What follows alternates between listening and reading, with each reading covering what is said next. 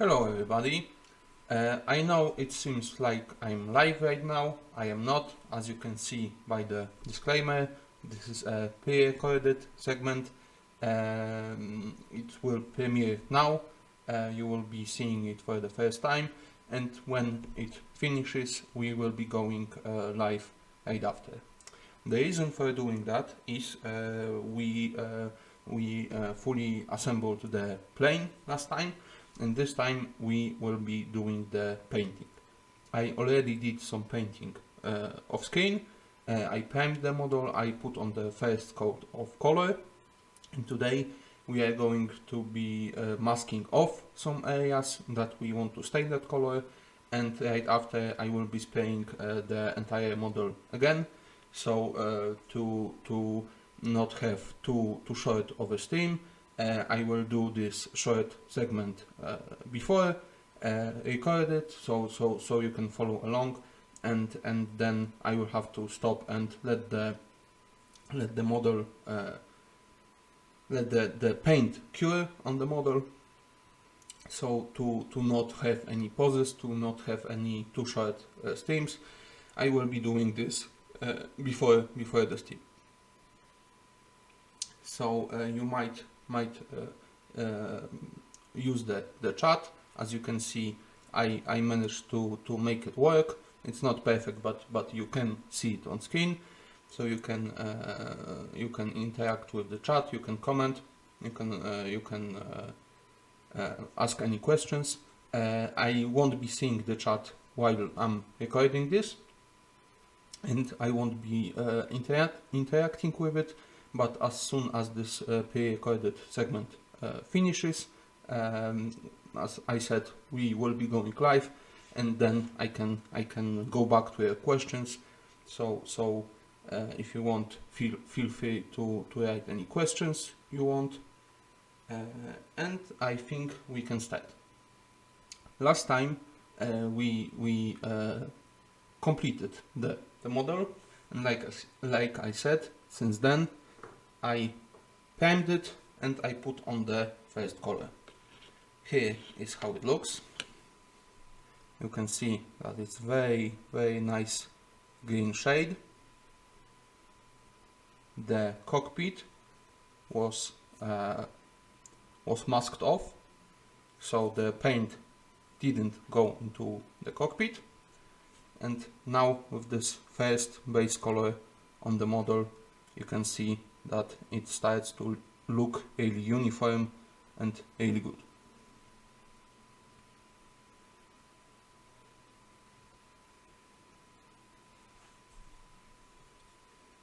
So there was a question about two possible painting schemes we have available with our instructions.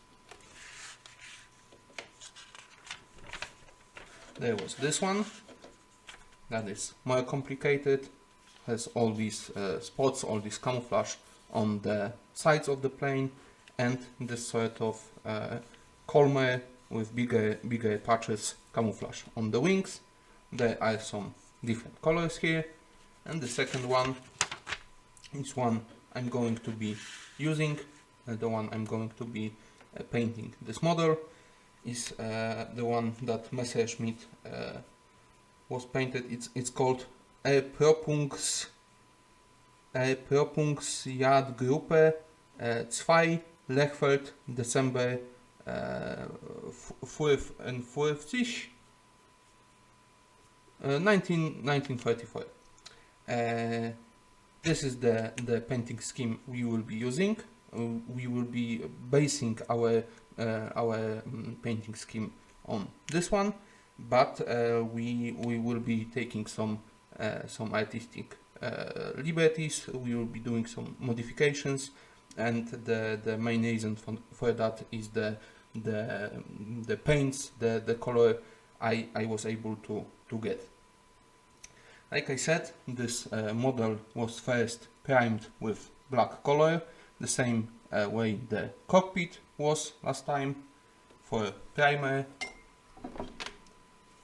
I used this standard acrylic spray primer. it coats the model with this nice layer that takes paint well, that helps the paint to stick well to model. It dries very matte.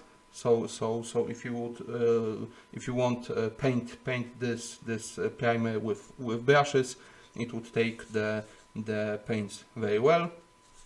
I let it sit for some time to cure, and then for the base color, for the green color, I use this spray paint. This one is actually a little different from the primer. They are both acrylic paints, but this one is solvent based. It's standard acrylic primer that if you paint it, anything you probably know pretty well. This is the type of paint that I was using to all this time, and the one I'm familiar with. But when I went shopping to get colors for this model, I had some what do you call it? Some new experiences, some new stuff to learn and to find out. It looks like the building market that I'm using for this sort of needs, and decided to move away from the acrylic paints that are based on solvent, and decided to move into also acrylic paints, but ones that are based on water, that are water based. To get things straight, acrylic paints are dilutable by water. If you have acrylic paints, whether they are spray paints, whether they are pot paints that you put on with a brush, you can add water to them, and you can dilute them and thin them basically with standard water. You don't need the solvent, the special solvent, but the solvent is there. I did some research about the water-based acrylic paints, and I might be getting something wrong. If you know that the stuff I'm saying is not accurate, please and correct me. But from my research, I understood that the the water-based acrylic paints have no solvent in them at all. At least aside from water, the water acts like the as the solvent.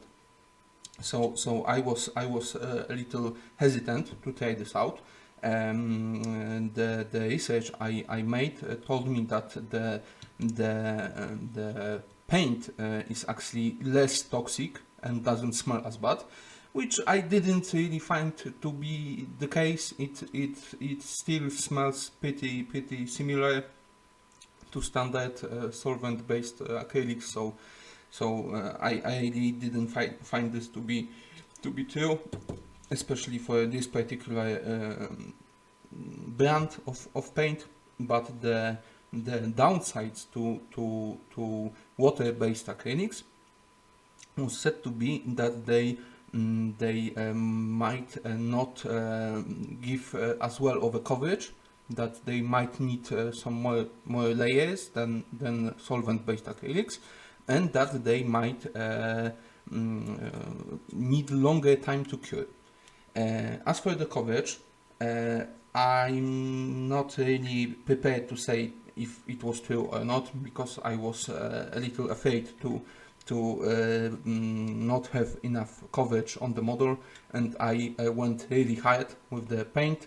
So you probably can see that there's a really thick coat of the base paint in addition to the primer.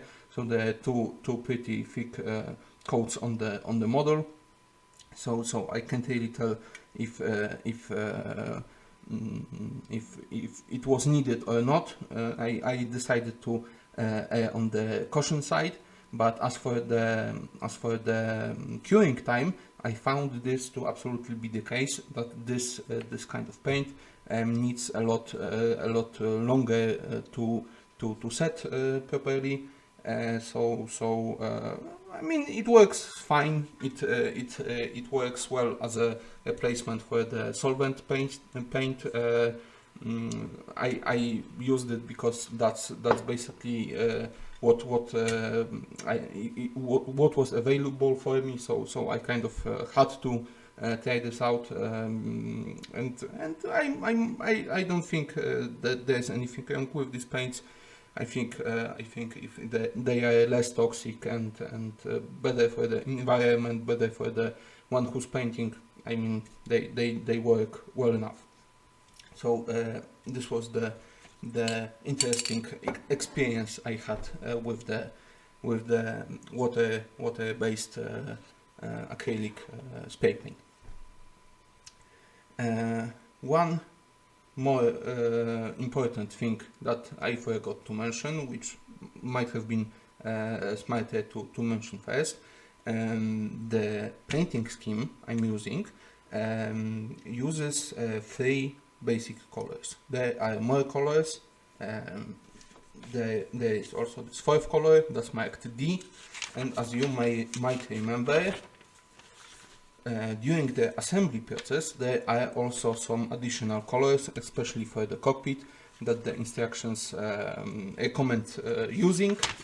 We have the list of all colors that might be needed for this model.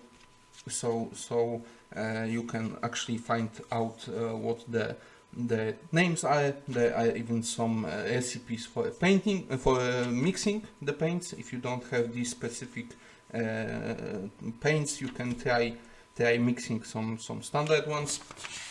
But I did all the research. I made some decisions, and basically the situation looks like this.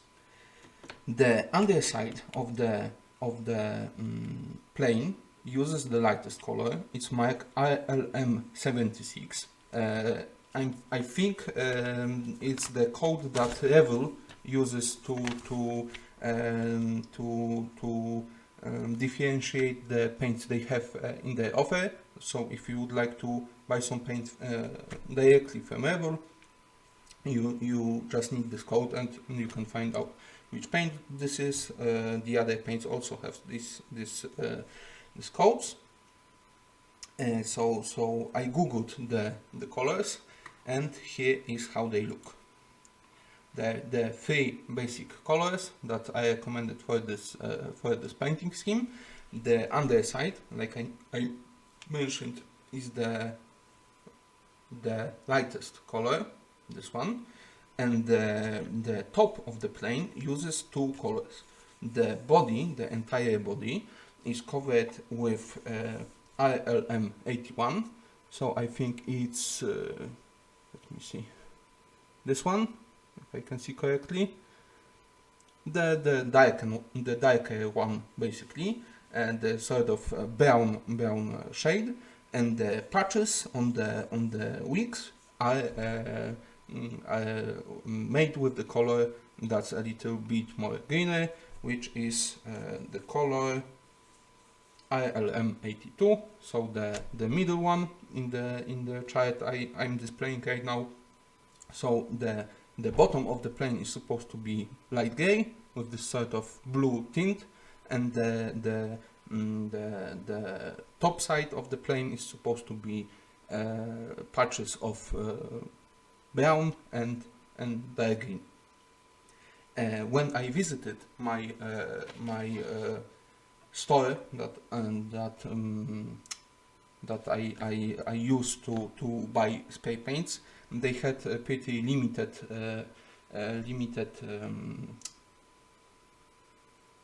set of colors available, and I didn't feel like ordering some special military paints from the internet.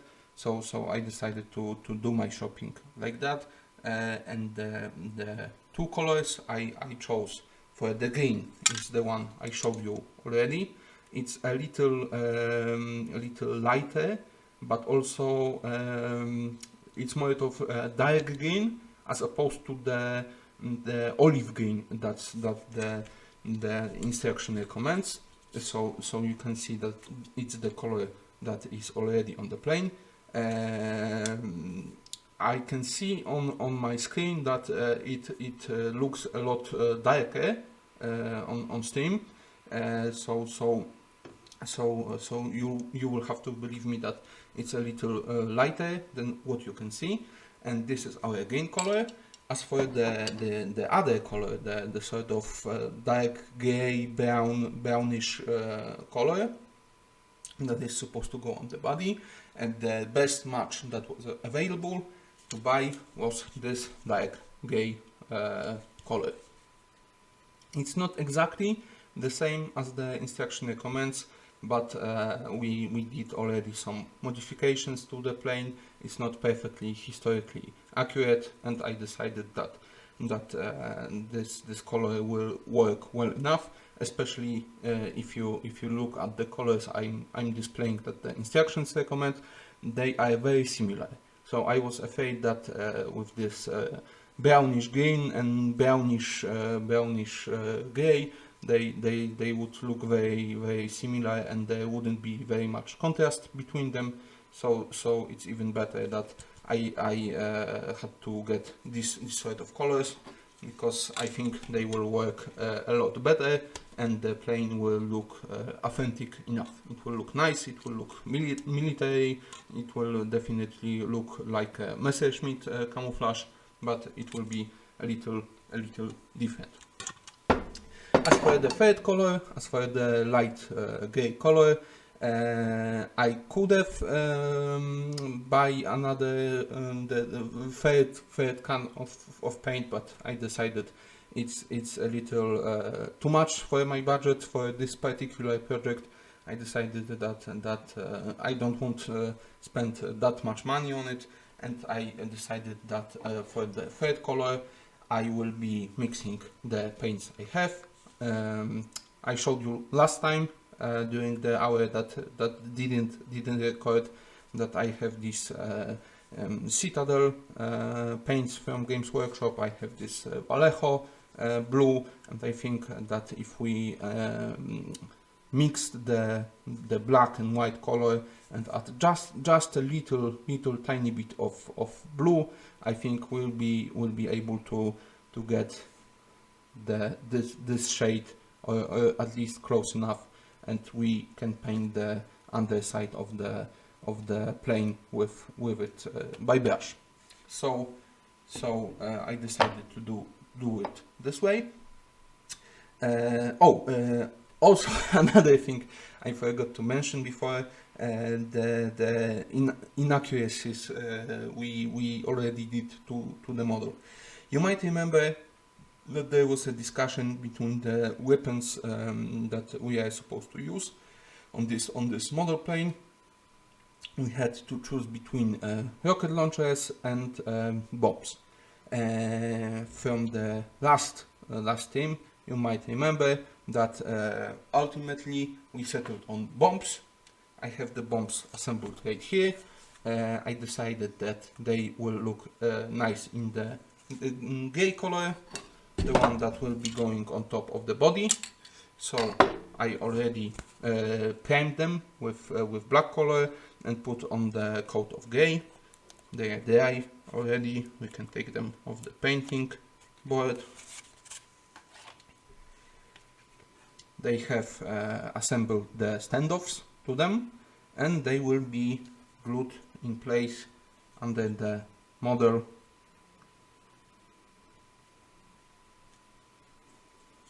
Like so, when the painting is done.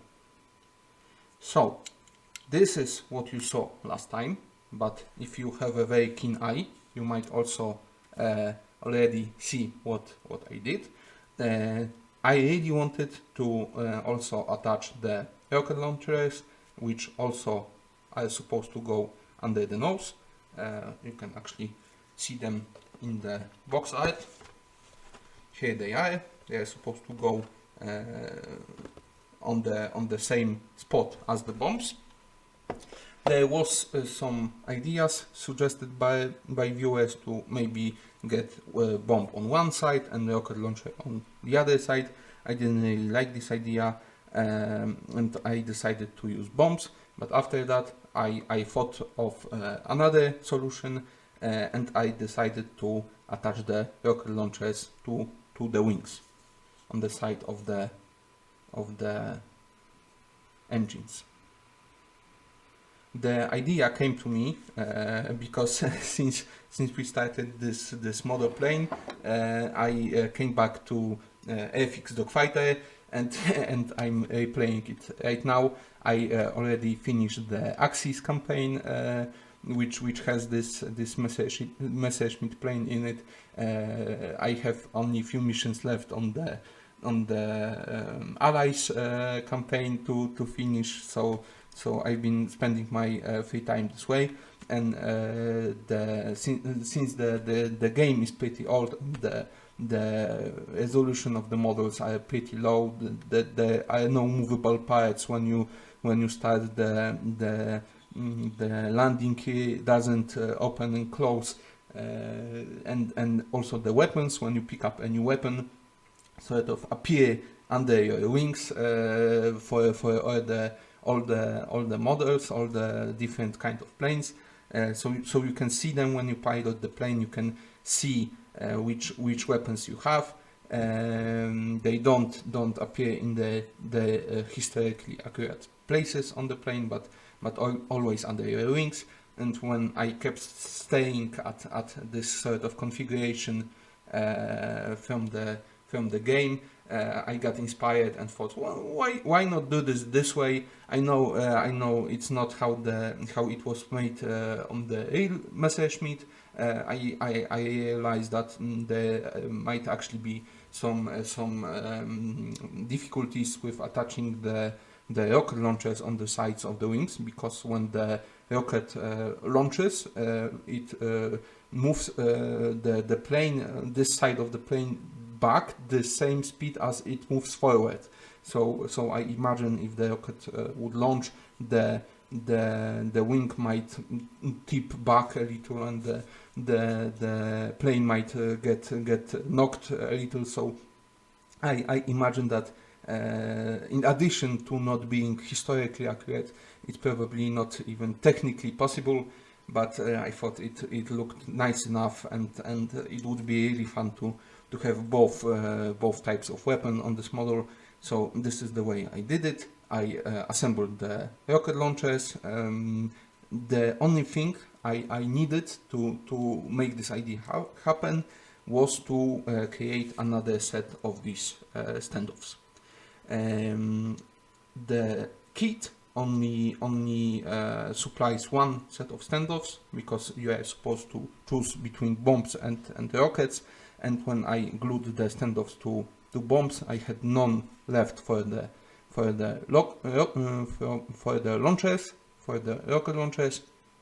So I measured the standoffs, I modeled them in Fusion, and I 3D printed my own standoffs.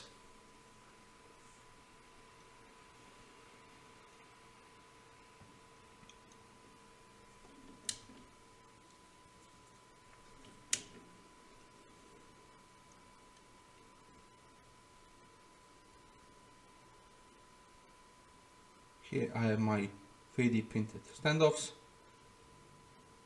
Here are the rocket launchers.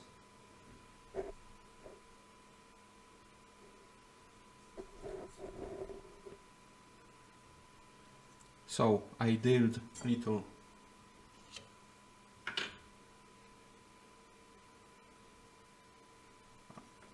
give me a moment. Let me move the camera back to the right position.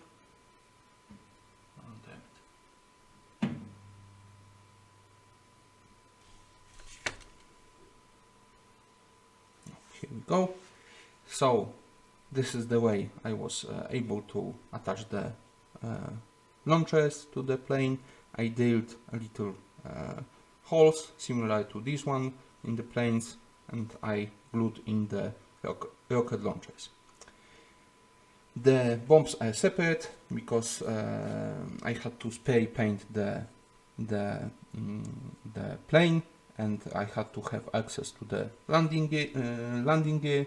So when everything here is painted, I will remove a little bit of paint from the underside and I will glue the bombs in.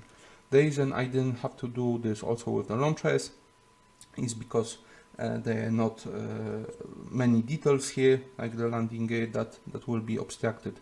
So the rocket launchers got attached to the plane before I spray painted the entire plane. Okay, so this is everything I did from the last time. I catched you up on the painting, on the work we did off screen, and as for today, I will be masking off the regions that are supposed to stay green, and we will finish this segment there. I will paint the plane, the masked off plane, with the gray color. Let it set, let the paint cure, and with this segment finish, we will start the steam, and I will mask off the plane, and we can continue with the painting. Okay, so let's set the bombs aside for now. We have our plane. The way it's shown in instructions, let me wait, we don't need this already. The way it's shown in instructions, it's pretty hard, at least it was for me, to recognize which colors are which.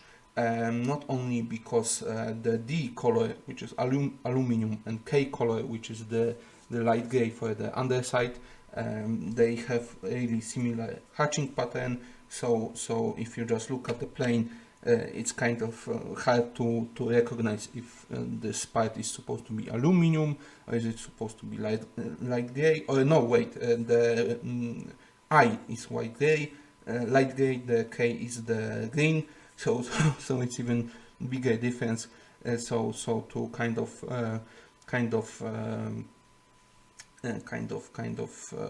figure out which color is supposed to be which, I googled some references for the Messerschmitt in this painting scheme, in this camouflage.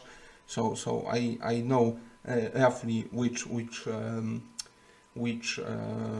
places are supposed to be green, which are supposed to be gray, and I think I will be able to a little better make sense of the instructions, which are not really great in that manner, and leave a lot of space to make a mistake. So the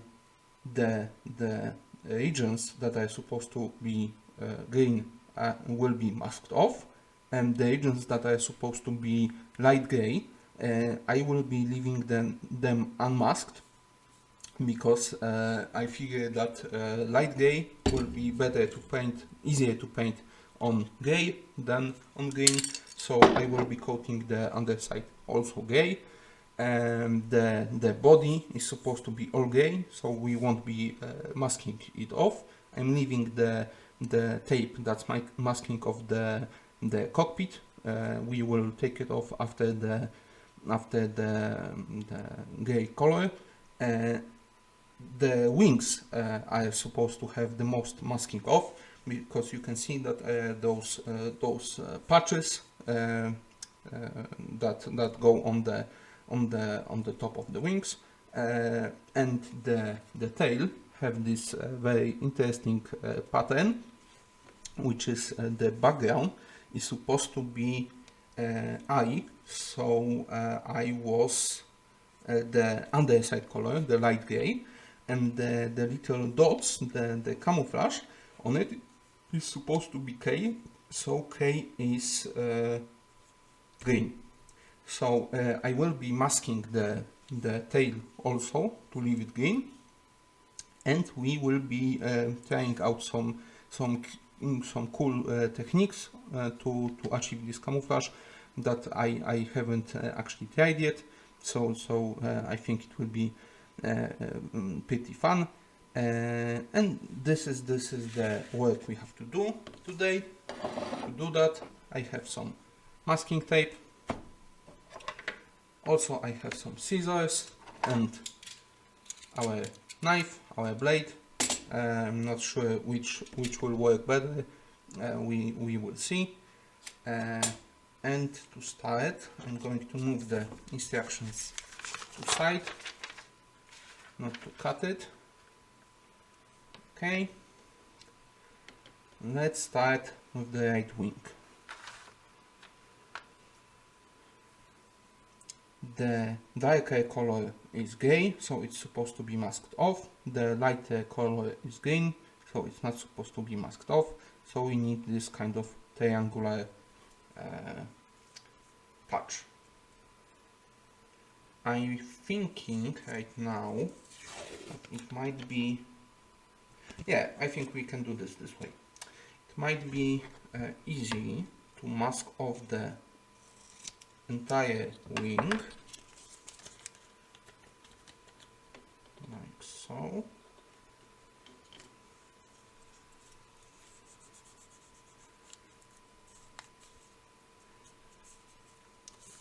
And I think we can cut out the pattern directly on the wing.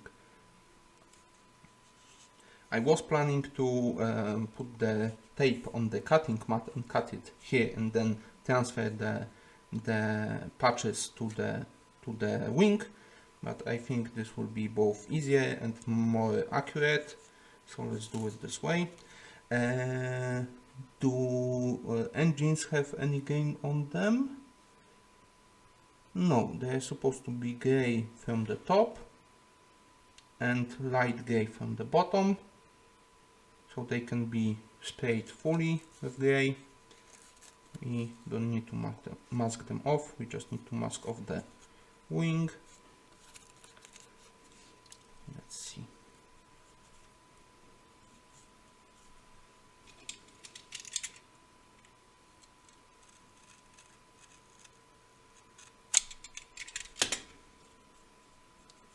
There we go.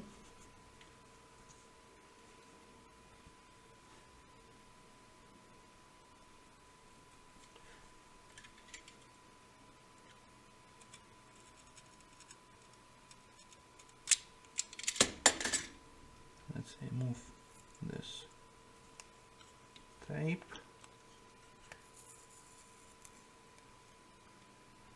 And we have this perfect connection.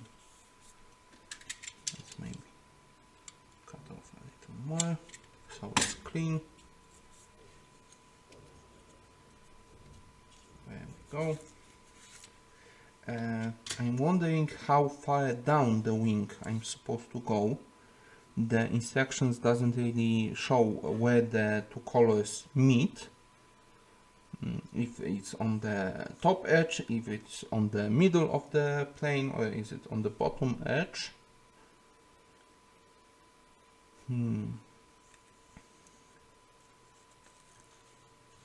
I might leave it just like that and let the paint creep in as far as it will go under the tape.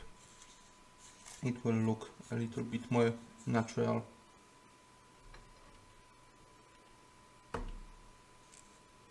Okay, so now I will trim a little of the excess so it's more manageable, like that.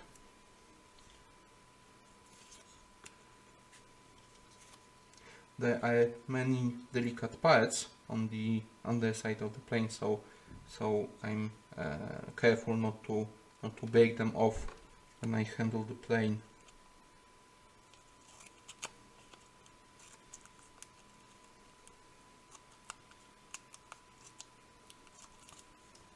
Okay, like that.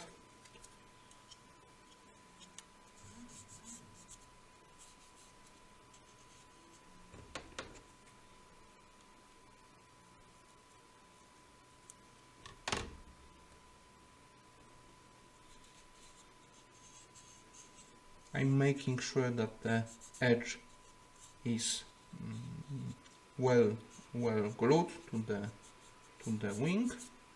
Okay. One thing that I don't have but might need is a pencil, so give me a moment, I will get it.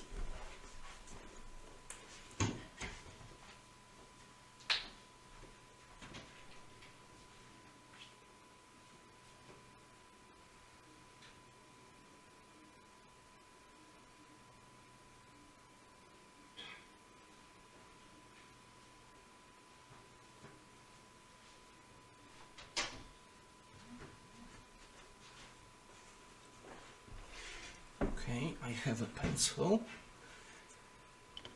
Let's see how the pattern goes. We could just cut the tape by itself, but if we have some guides down with the pencil, it will be harder to make a mistake. Also, as for the cutting the tape on the plane itself, the blade does actually cut, maybe not the model itself, but the paint a little. So it's important to cut very gently, to just cut the tape and to scratch the model as little as it's absolutely necessary. If I would remove the paint now without the painting, you could actually see the cutting lines on the paint. But if I leave the paint on the model and paint it, the cut lines will be basically perfectly on the line where two colors meet. So it won't be as visible, and there won't be this harsh cut line. So it's fine to cut the model directly on the plane, but you have to do this very gently. You have to have a very sharp knife to not tear the tape, and it will work well this way. Okay, so let's see. This biggest patch starts here and goes to here, and it's a straight line, where maybe a little broken like that and like that. I think it will look a little better with this small corner here, and it goes from here to the connection, the corner here, and it's also not a straight line but a little broken one, like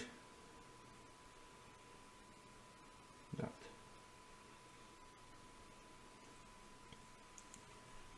Okay, we have another patch here. It goes kind of here. Then let me see, about here.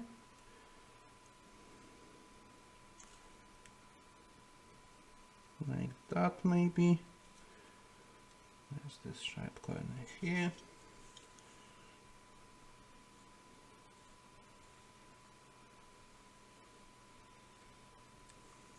Like that.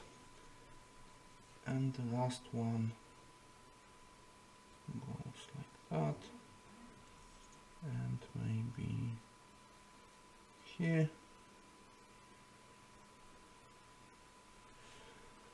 Okay,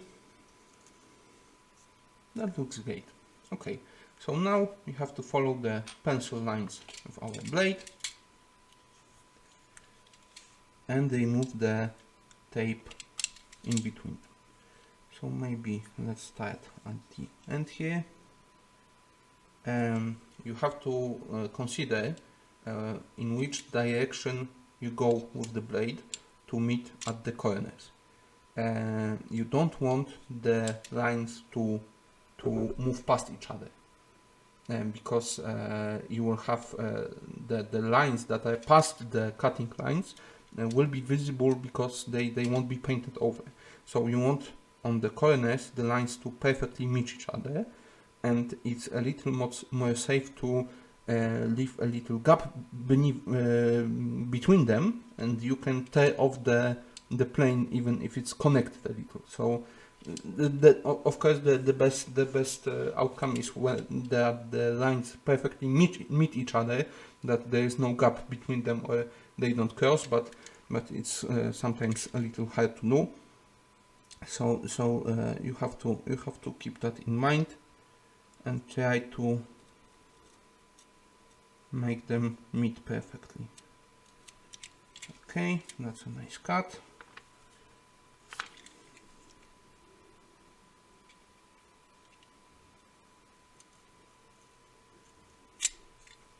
Like that.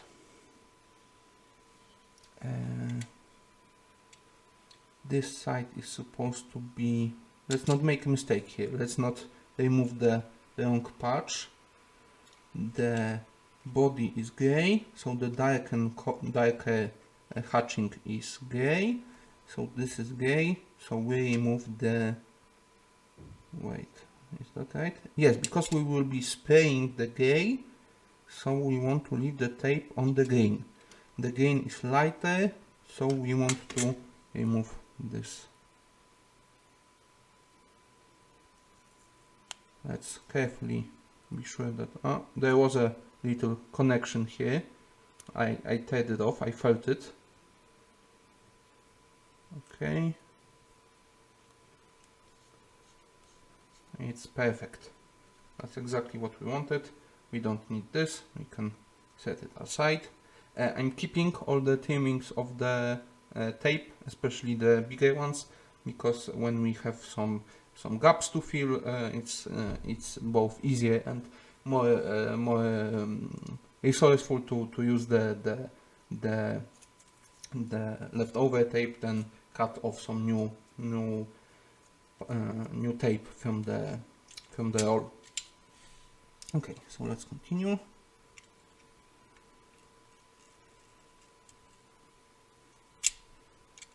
I'm setting my fingers to the side because when the blade goes off the wing, it goes down and I can jab myself in the finger.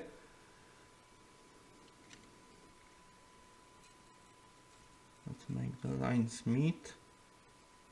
The lines are supposed to be straight, they can't go in a wiggle, but you can do a little slight wiggle to hit the right point you want, but you have to do this very gently to not look like wiggle, and it won't be visible. So you have some room to do some corrections, but not too much, because then it will be visible and won't look good.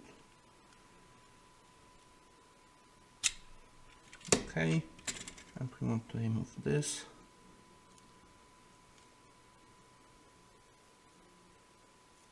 Very nice. And we will be removing this one.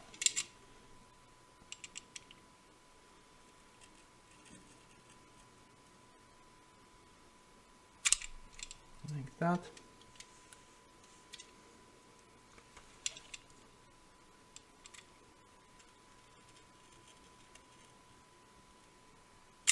And like that. We can remove that.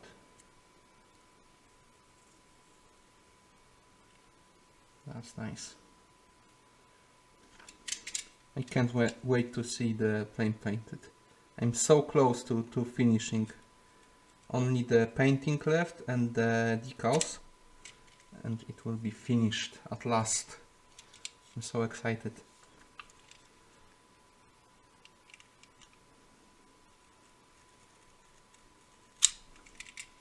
Like that.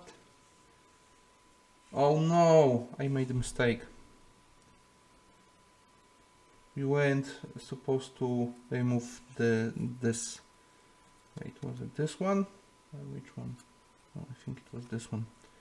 We were supposed to remove this one, the big one. Oh crap. Let's try to put this back. I'm not sure how well I can do this. Do I have tweezers? Yes, I do.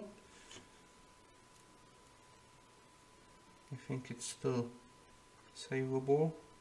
You can put it back, but let's be very careful.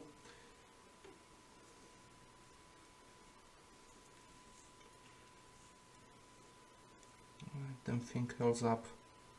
Come on.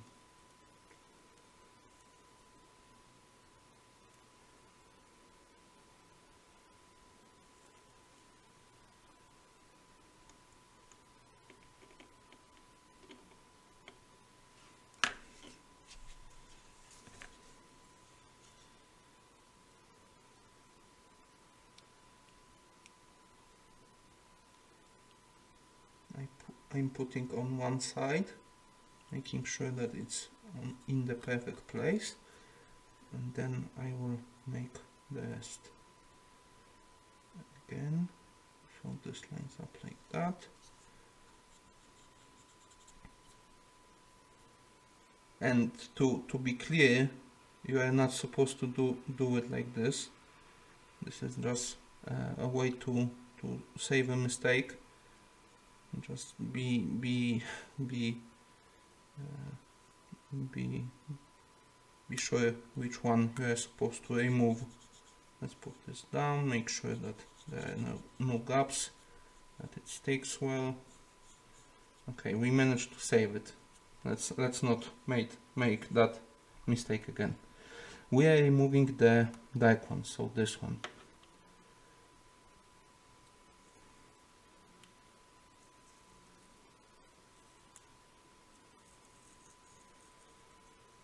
Okay.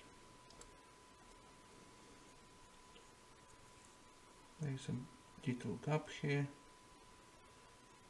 I think it will work fine. Okay. So this wing is done. Let's make the other one the same way.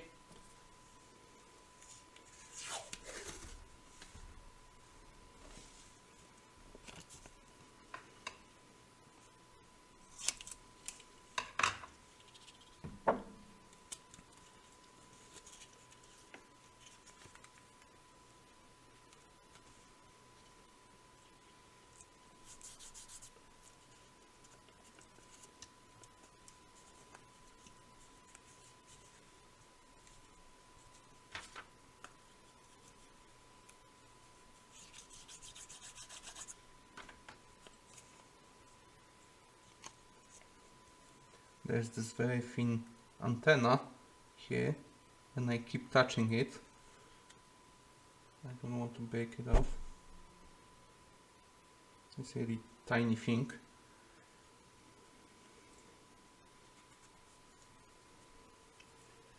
Let's see.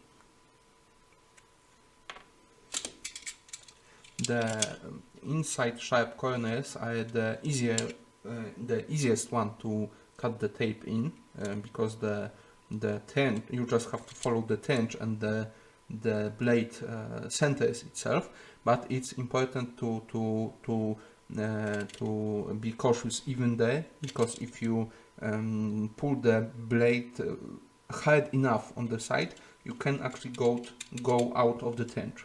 So even though it's the hardest place to make a mistake, you still can. So be sure that you are following the line properly.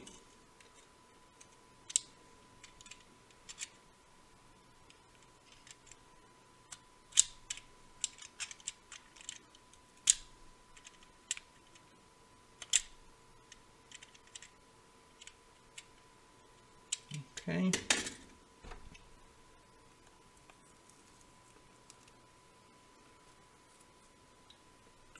Let's make sure that the edge is sticked on nicely.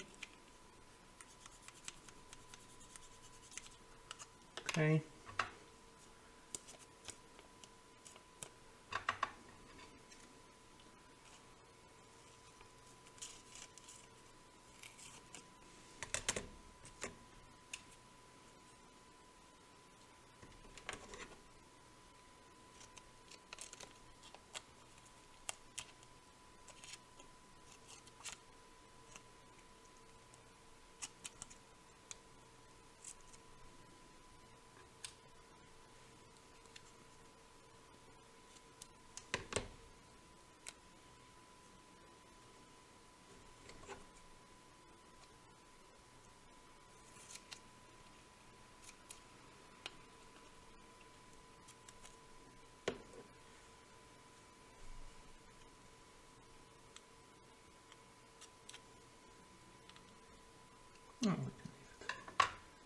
Let's see where the patches are.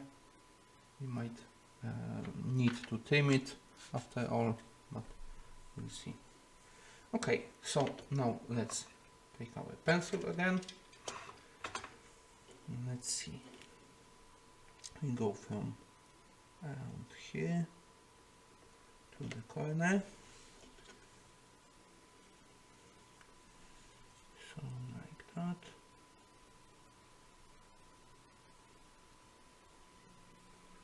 Okay. This is more complicated. It goes around here to, wait, where does it meet the edge? Around half point, so about here. Then it goes down at an angle, like so, and then it meets up with here.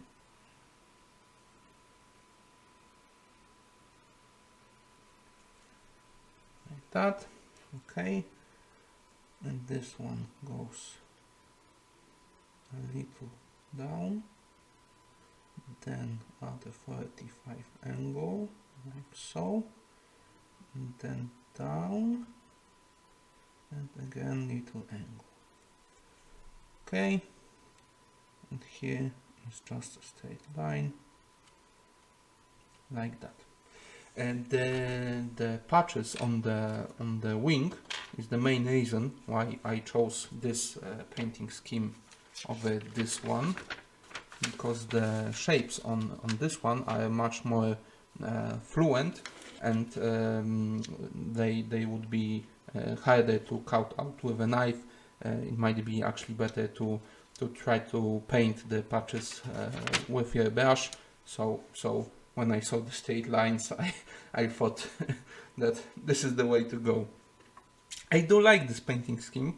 I think it looks really nice, but the ease with which we can mask the camouflage off is a definite upside to it. It's not the only reason, but it definitely helped to make a decision.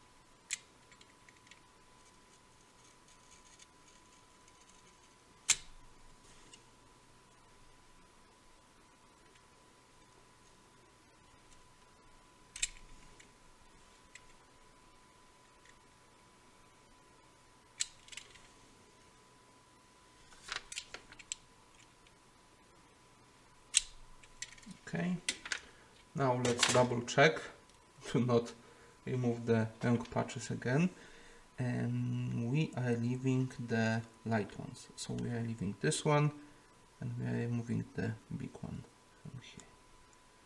Let's make sure that we cut all the way through. Oh, there's this connection left here, so let's go over that line again. Okay, because if we just tear off the patch and there are some connections, we might also rip the patches off that are supposed to stay. So we are going very gently, very slowly, making sure that there are no connections left. At the very end. So let's dig that back down, like so. It moved a little, so let's move that back in place. Okay, you actually can, because the layer of paint I put down is so thick, you can actually see the cut line on the model. Okay, I think you will be able to see this.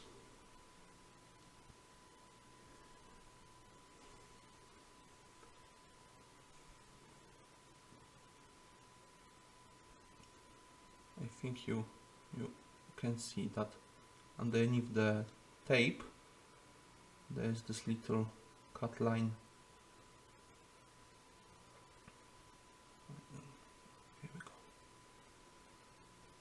I think you can see this. But since it will be the edge of the two colors and the color we will be painting on will fill this gap just a little, it will make a nice connection. So if I would, like I said before, take this tape off now, it would look pretty bad, but with another color it will be fine. Okay, so now this one.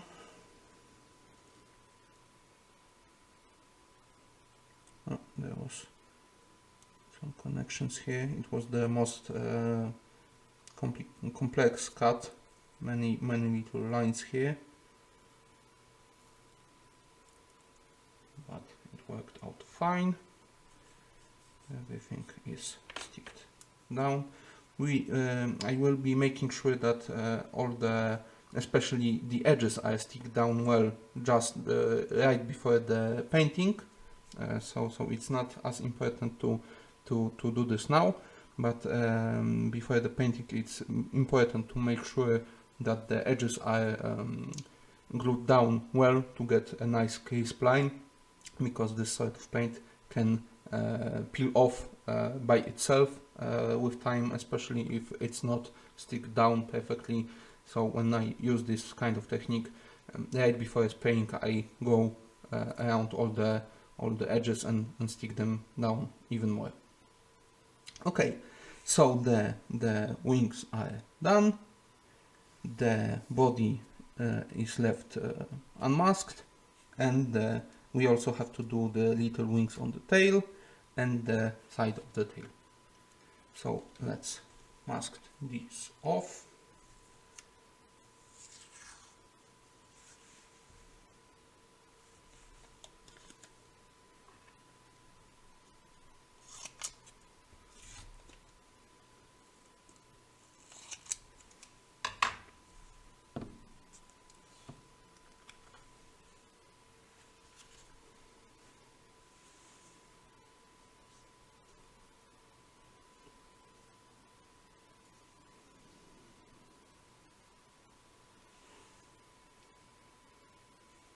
Maybe let's do the side first.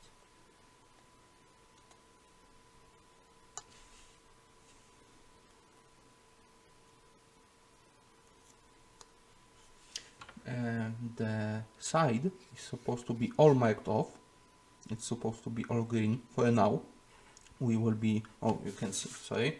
The side is supposed to be all green for now. And the top of the tail wings is supposed to be masked off the same way we did the wings, but on the right wing, the side wing is supposed to be gray where it meets the side wing. So there is cut line right at the bottom of the side wing, but on the left side the patch that touches the side is green, so we don't have any connection on the left side. So I'm making sure to cut to mask off the connection point on the left side. It's very important here. I'm going from the side to the top of the wing to mask off this edge, like that. We can wait. Where does it meet? It's flat. Oh, so okay, we can turn the side here.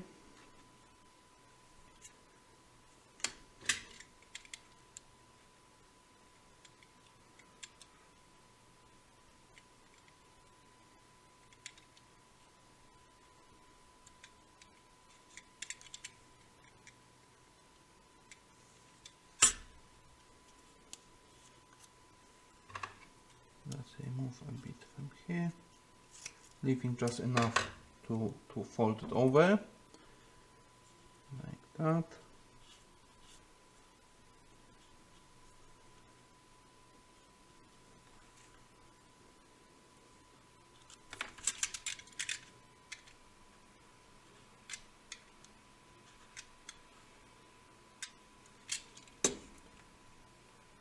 And we need to cut it off here.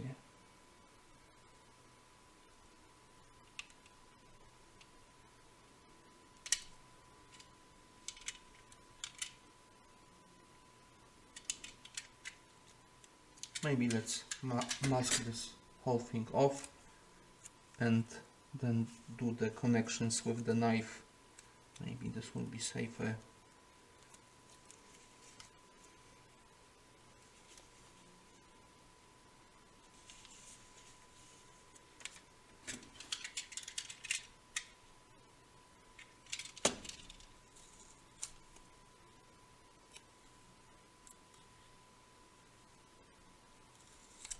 Do we have a bigger? No. Oh, let's use this one.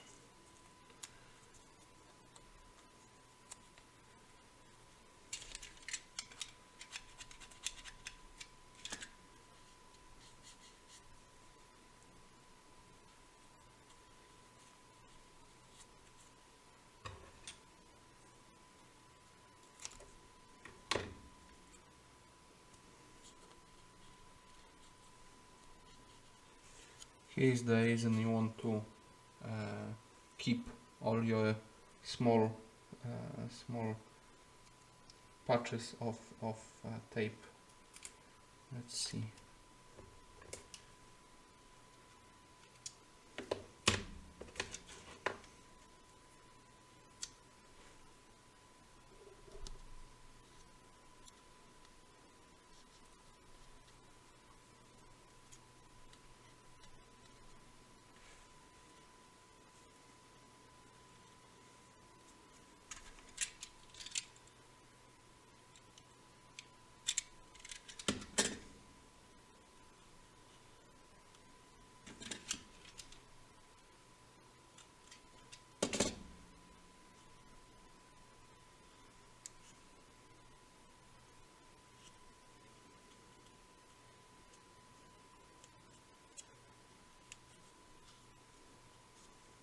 Okay, and the other side.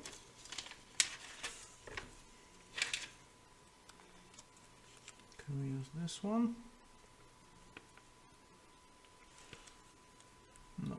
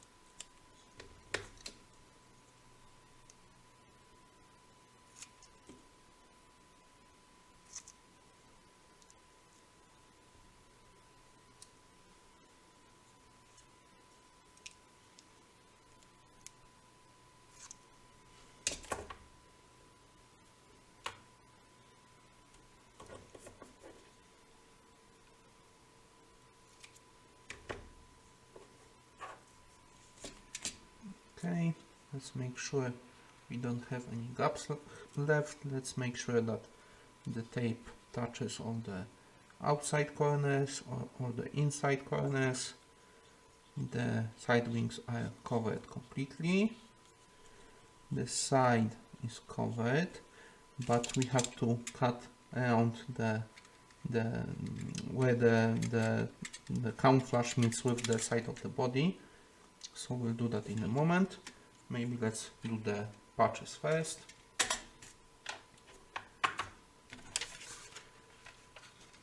So let's see. On the right side we go down like here, then at a sharper angle like that, maybe even more. That's the benefit of doing it first with the pencil. If I don't like the line, I can infinitely correct it.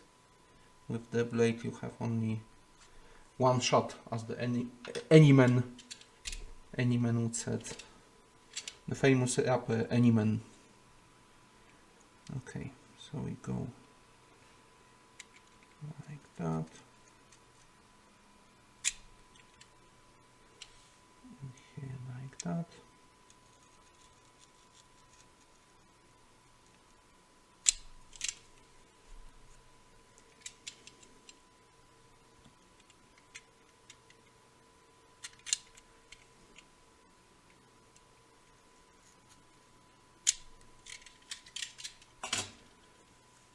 Okay, and we are removing the light ones, so wait, yes, so this goes away,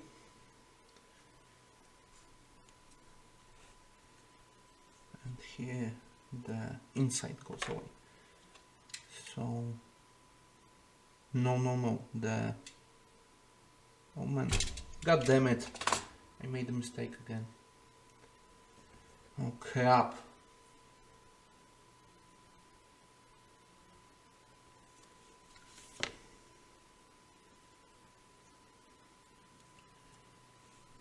Is it this one? Yes. Okay. A little better access this time.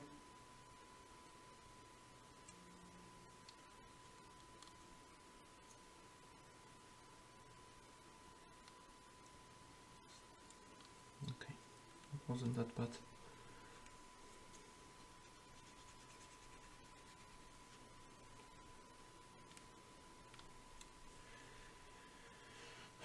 So this one, we need a cut here.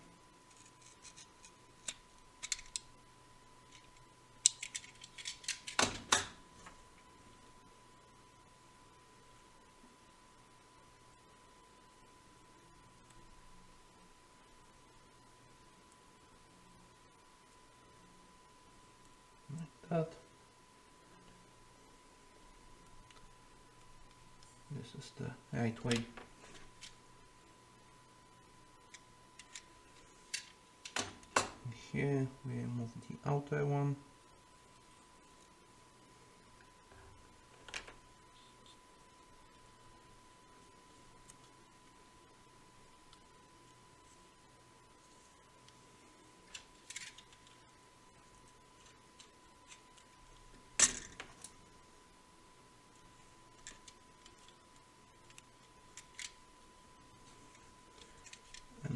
To fix the connection here in the front. So where does it end here? This goes down. This goes down. And okay, we need to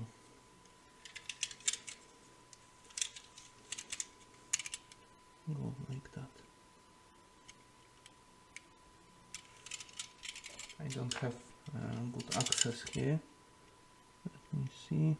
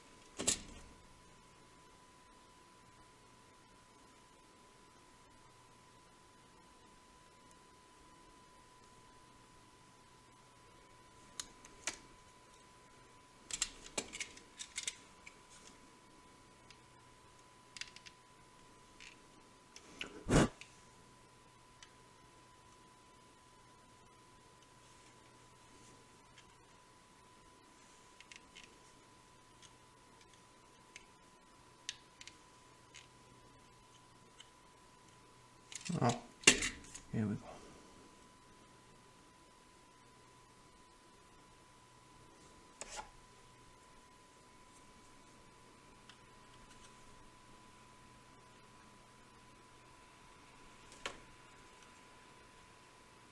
Okay, so the sides are done. Oh no, the back. Oh, so it goes down like that. Okay, so we can use our scraps.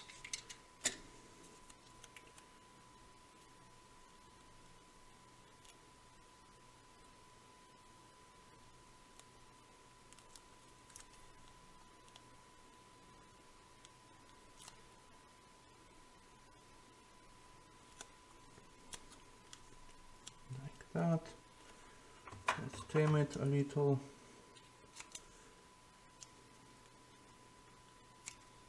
So this will fold over like that. This will fold over like that. We need to cut out a little here. But let's do the other side first.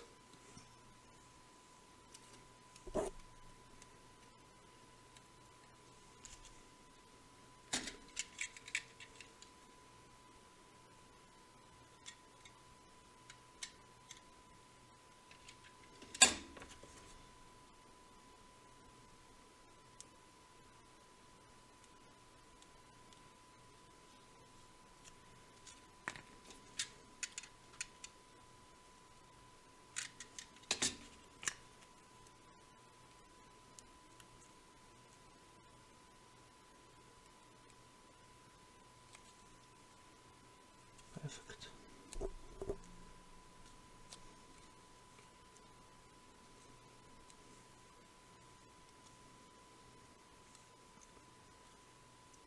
This will fold over. And just a little trimming to do.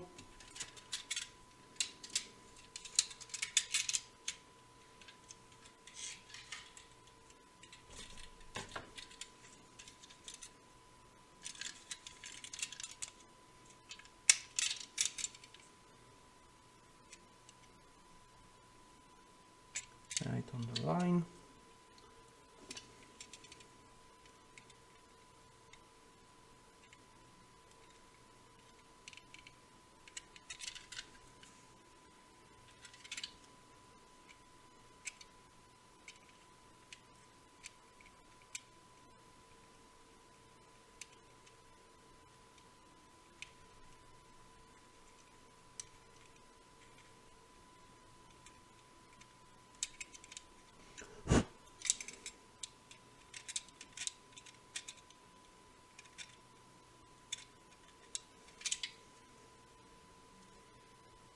Okay, the other side.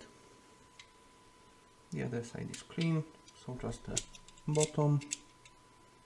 Let's clean where the both sides overlapped, where they fold over, like that.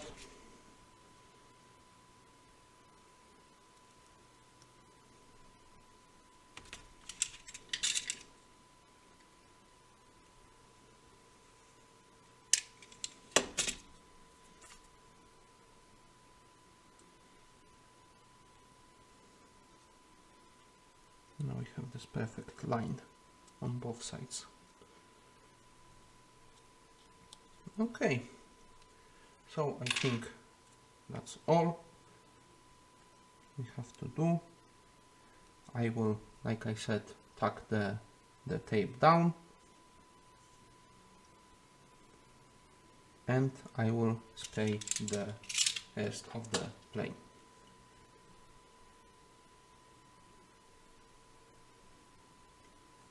Okay, so now I'm going to spray paint this, and when I come back, we will start today's live stream. We will unmask this plane so you can see the results, and we will be doing the rest of the painting.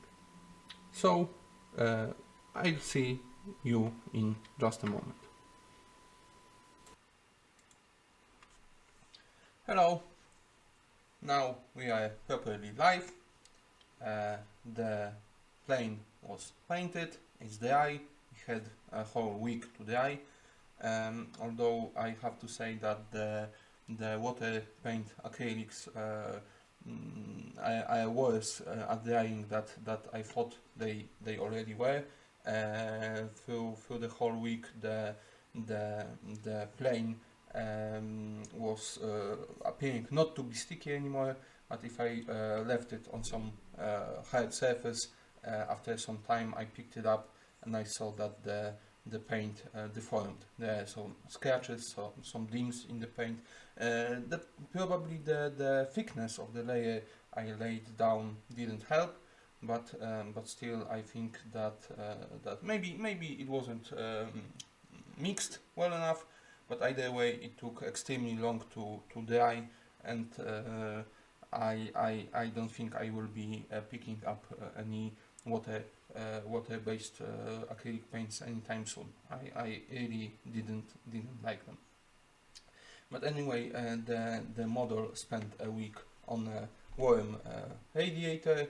I think it's as dry as it can be. It's not really wet. If I touch it, it doesn't stick. But I think the coating is pretty soft still.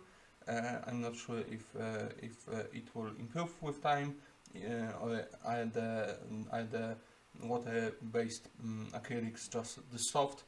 Either way, I don't think I will be using these sort of paints again. Okay, so now for the moment I waited for the whole week, and I couldn't resist myself not to do it before, but you only waited a few seconds due to the pre-recorded segment unmasking. Now we can see how the camouflage turned out. So let's see.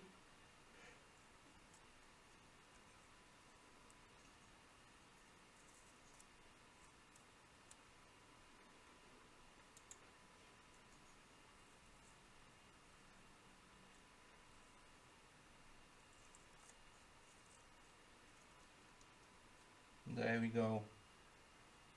That's just great.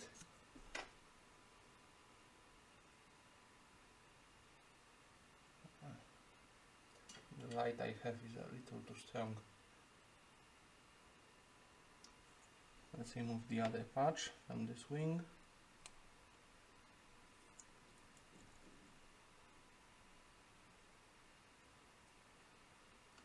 Look at that. That's just beautiful.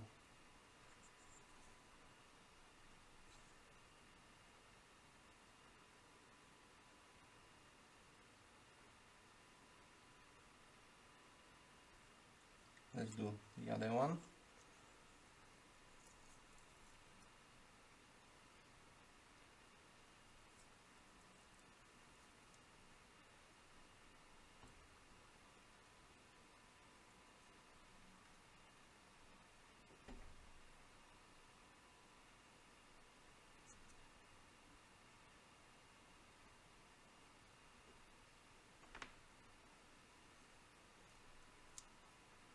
Look at that. I loved how it turned out. Trying to adjust the light a little bit so you can see a little better.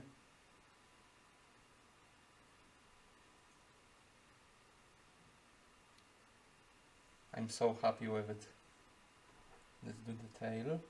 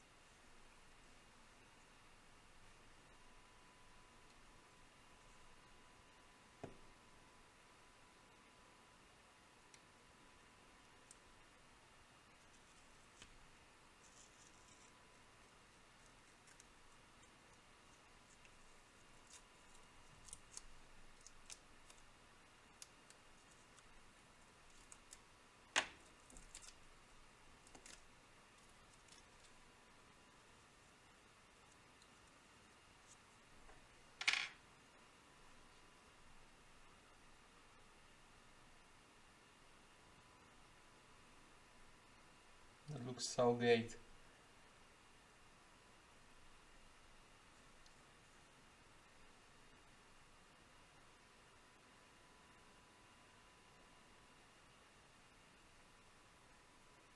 Okay, let's continue with the stream. We have our painting instructions. And I think the first thing we need to, the first color, the first area of the plane we need to take care of is the underside. And then we can add some more details. So I'm going to move it to the side. I have my wet palette. I have my paints. Let's see. Okay.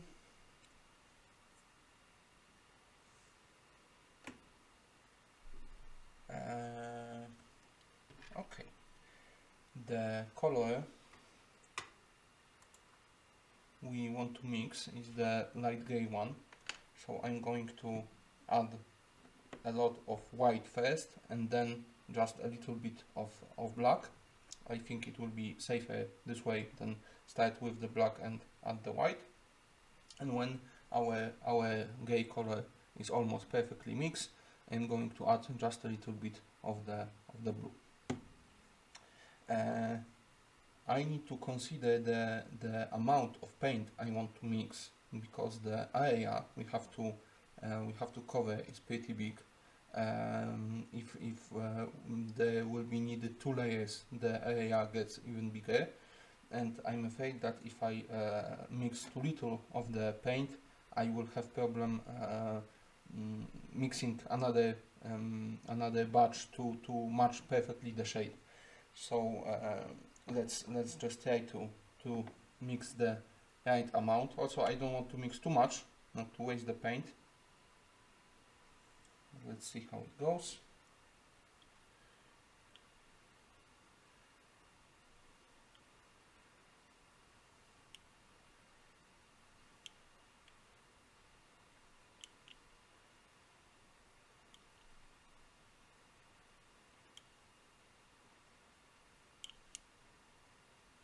The white paint is also very watery. It was pretty old and I added a little too much water to it, so it's not actually this much pigment as it may seem. It's a little less. Okay, let's go with that.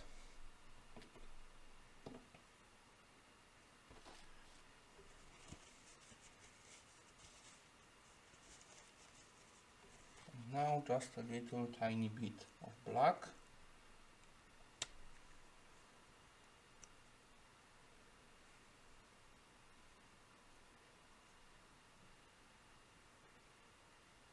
Maybe like that.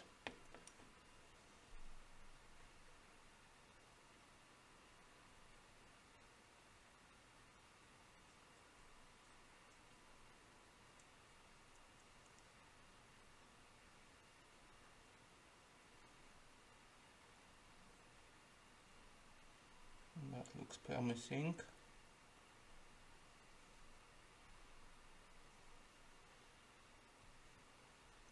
Maybe a little more black.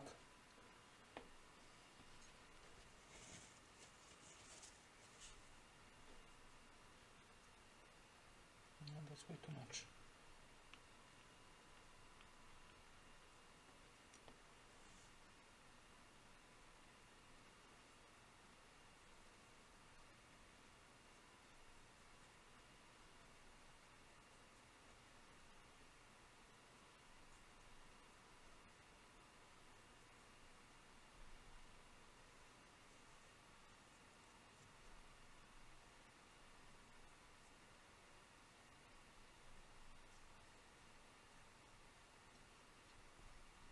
Okay, that looks pretty good. And now just a little tiny bit of blue.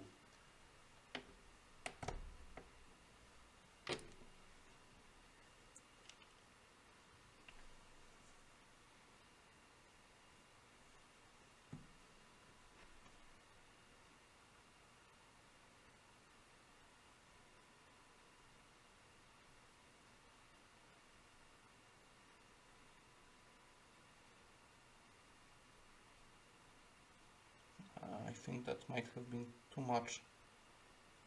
Also, I think we poked the parchment through. That's not good. Try to move the paint. I didn't expect the blue to be this strong.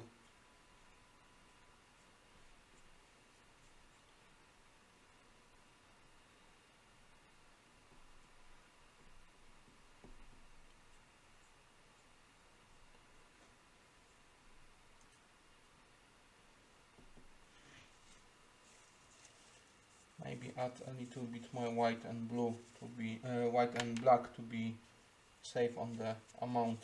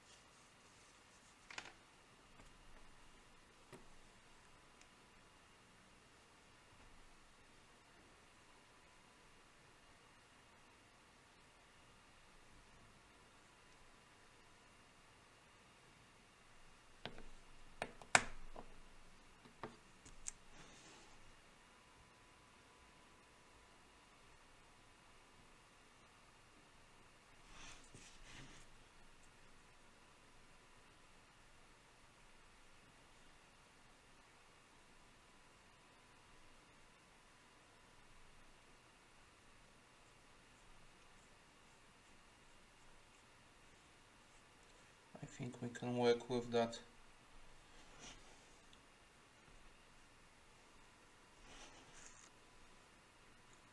I'm not sure how the how much we will need, if this amount will cover the entire area, but we will see. Okay, so we have our paint. I have this a little bigger brush, but it's pretty thick and pretty stiff, and I'm not sure how well it will put the paint on, so I might just leave it for some experiments in a less crucial moment of the project. Now let's use our trusty small brush. We have water, and let's see how it goes. Just looking at my painting instructions, I think the wing will be the safest one to start on.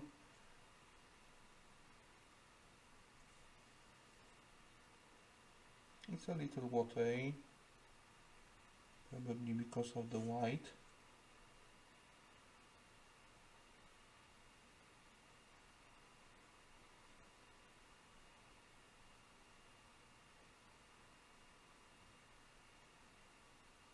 But it stays on the coating well.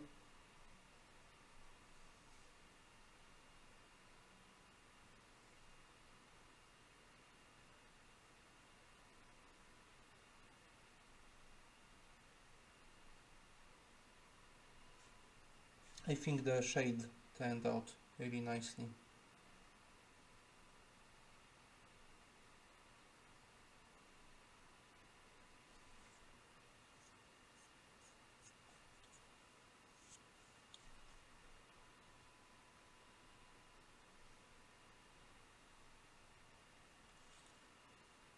Okay, the underside of the engine is light grey. The torpedoes, I think I will leave the torpedoes dark grey, but the standoffs I will do light grey.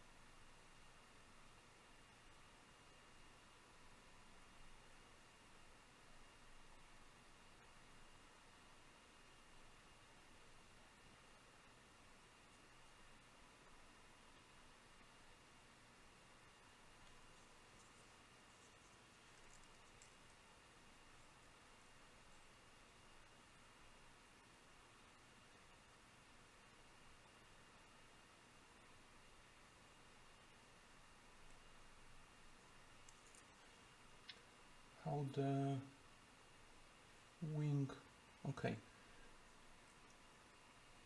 So on the wing we have to go just right to the engine. The top side of the engine is dark grey and the bottom is light grey.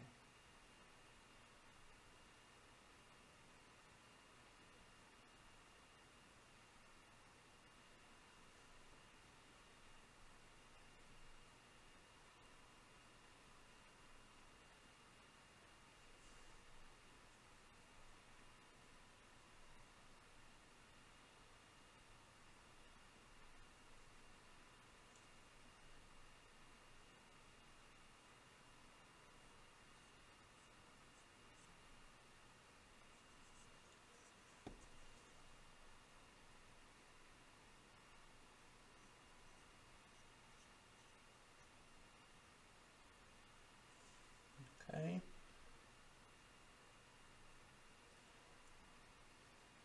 And the bottom of the engine right to the middle line. But just the middle section from this connection line to this one. So this section.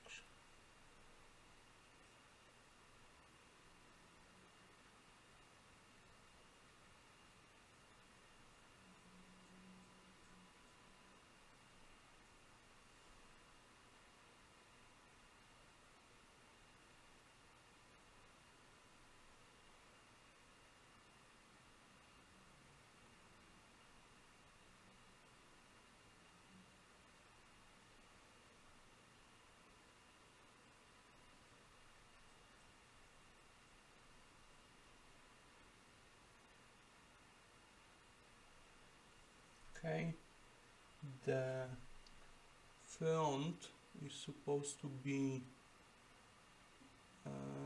aluminum and the back is supposed to be dark grey. So we can move a little to the front since it will be painted over, but we can't move to the side because it stays the color it is.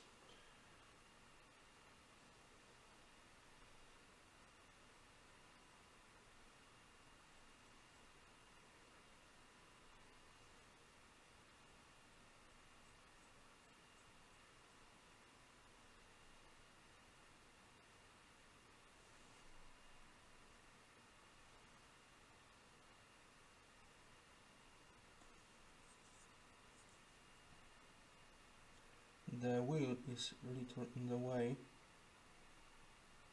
Let's see if we can get around it.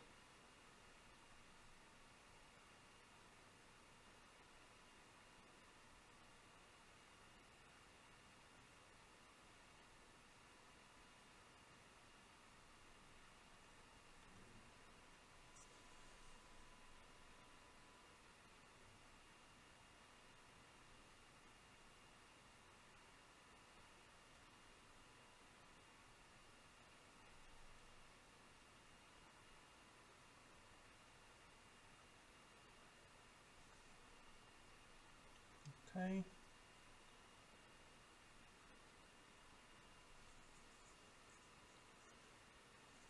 Let's fix the back line.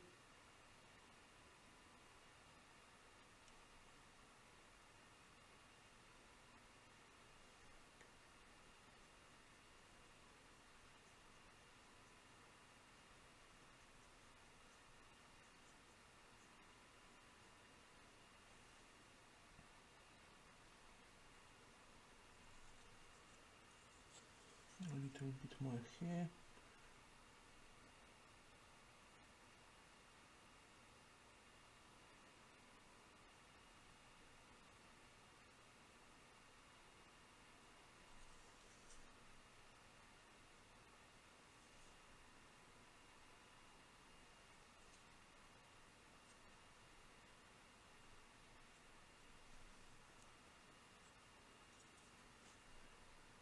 And the middle section is all light grey.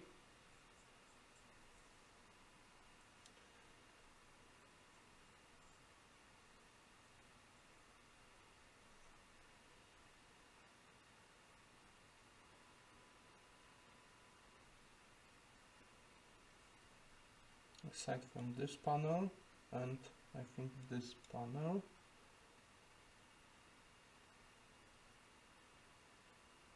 This one. No, this one. Okay, so no mistake. Go right up to this line.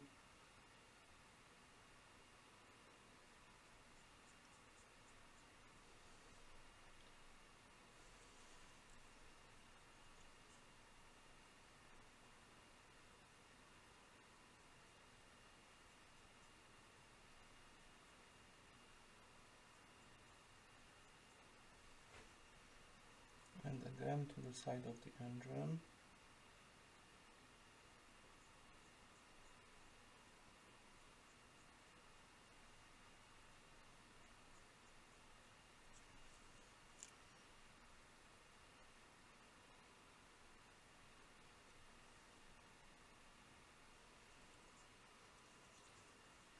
This section is aluminum, so I'm not doing that.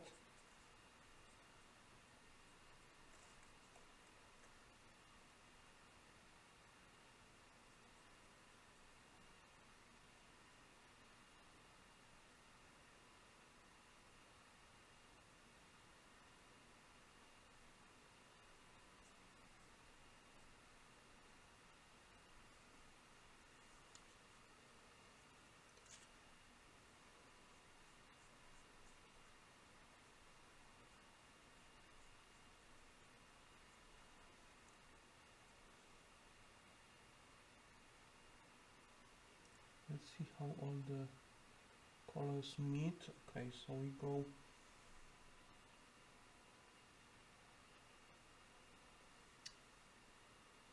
maybe to this line.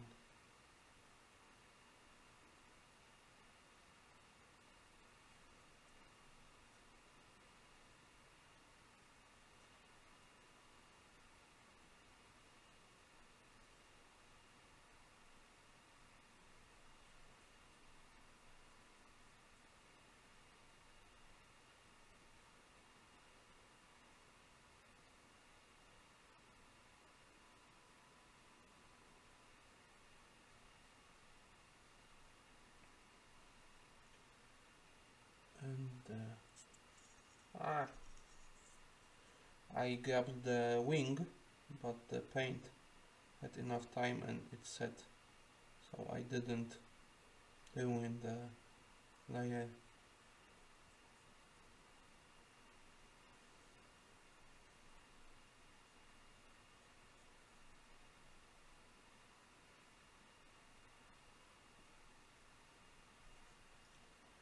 We will need the second coat. The paint is a little too watered down, but I think we mixed enough that we will have enough of this color to go through all this the second time.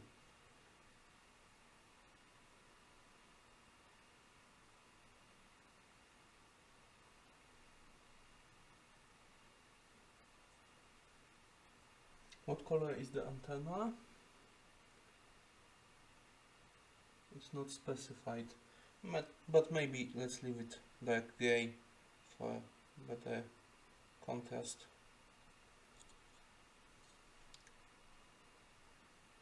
If the whole underside is one color, it will look a little less interesting than if there are some details that are different color.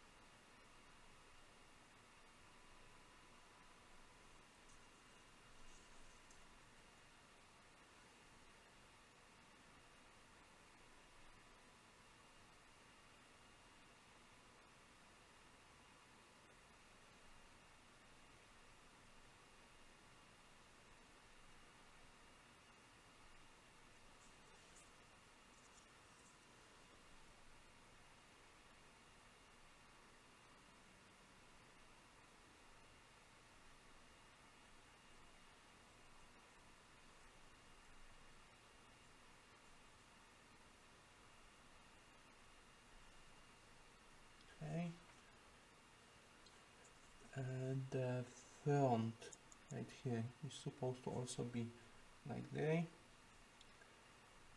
to this line.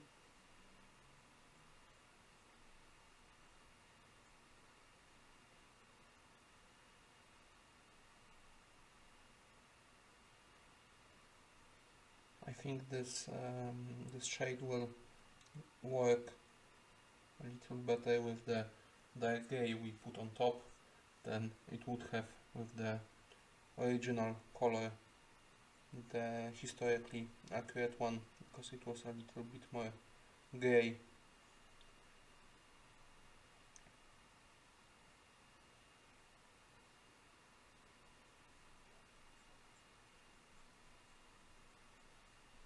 The opening hatch where the wheel is also supposed to be like gray,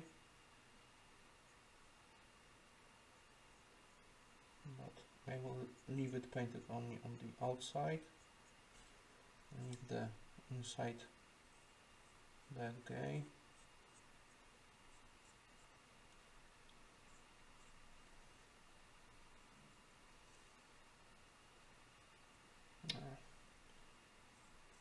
It will be painted over with aluminum, so it's not a big deal.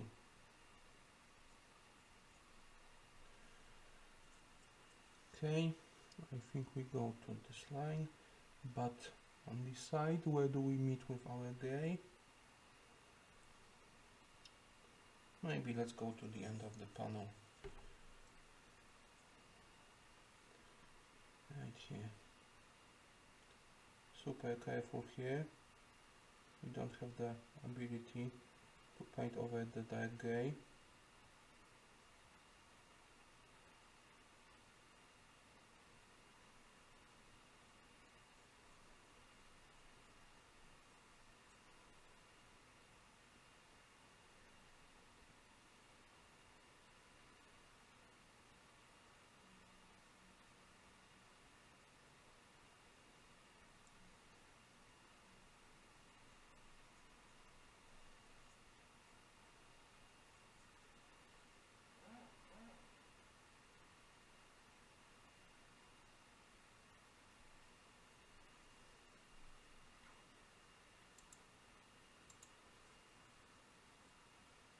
Okay, that went well. Let's do the other side.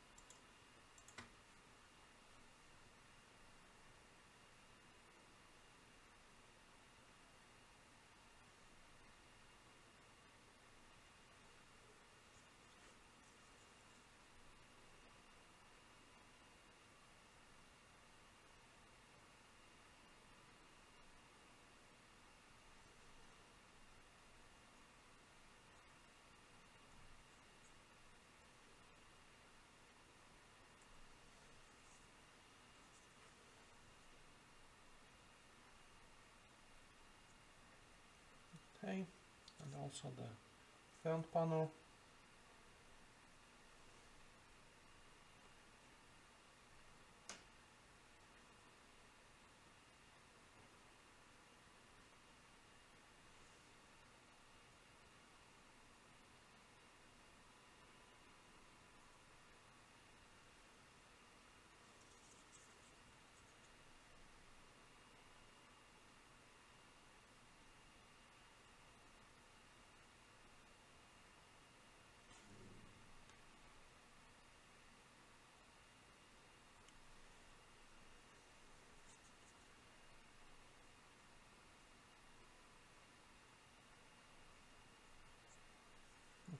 also went well.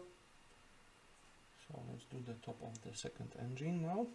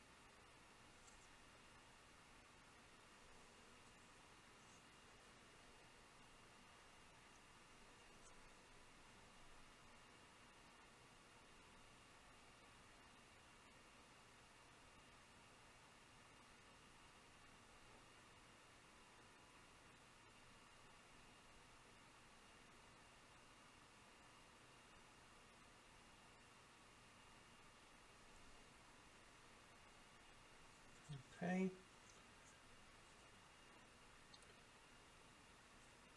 Let's move to the side of the wing.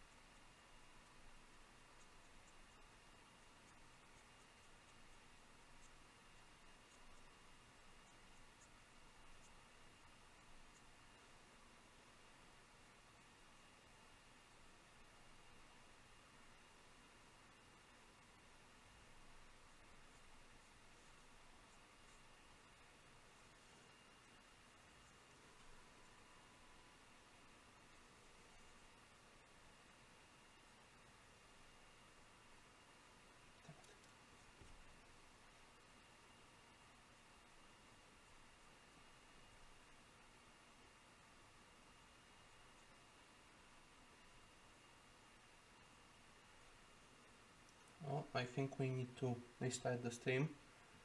We have only few minutes left to the full hour. So give me a moment, I will do that really quickly.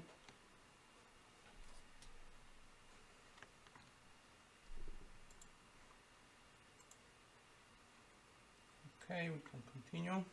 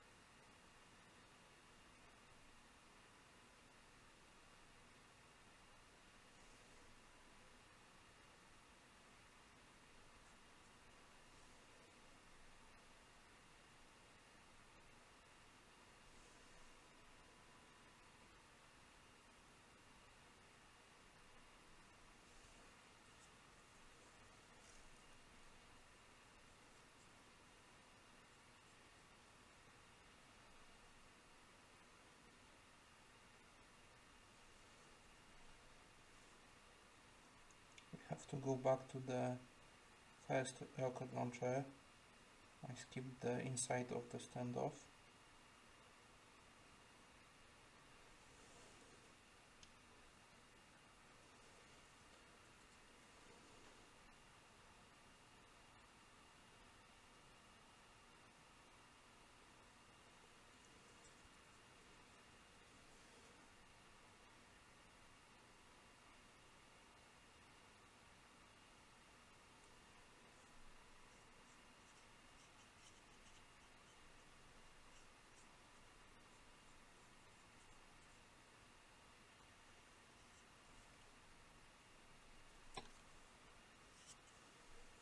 Okay.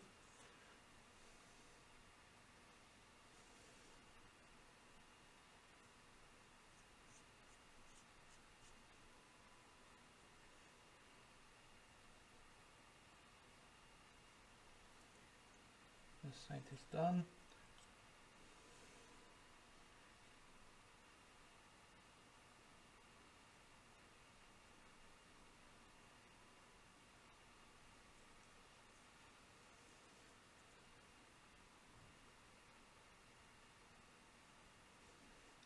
I originally planned to do to completely finish the paint today, to all the painting and also do the decals, but I'm not sure how much time it will actually take, and I have two options. I can either do a little longer steam today to get all of this done, but if we have a lot of work left, I think I will leave it for another time. Okay, this whole section is also like gray, but let's do the back wings first.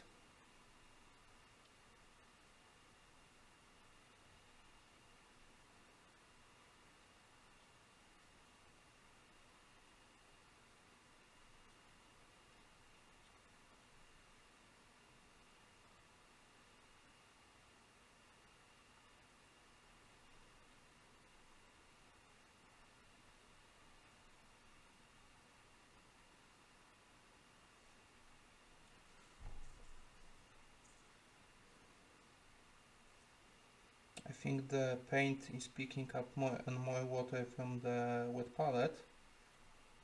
It seems like it's getting thinner and thinner with time. Maybe I put a little too much water on the wet palette.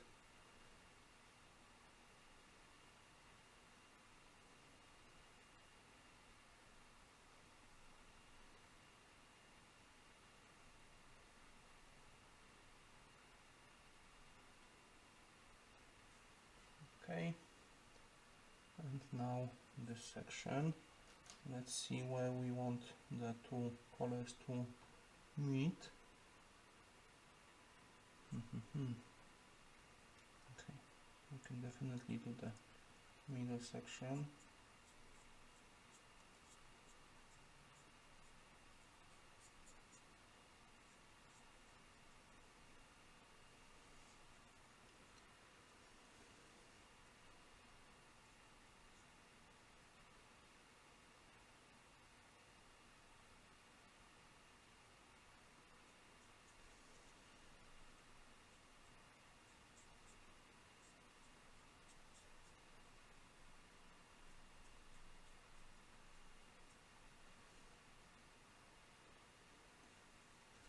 And where does it end?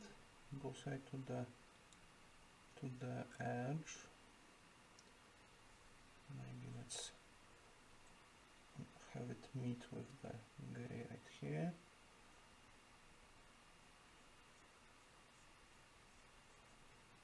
Like that.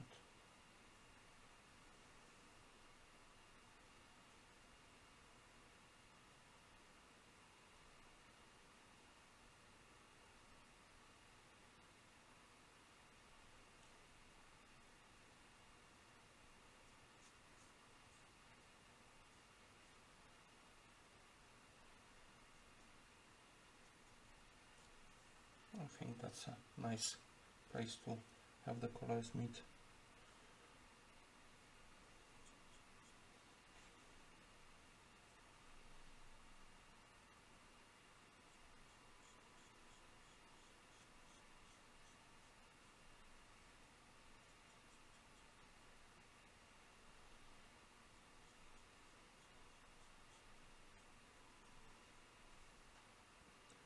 I haven't painted anything this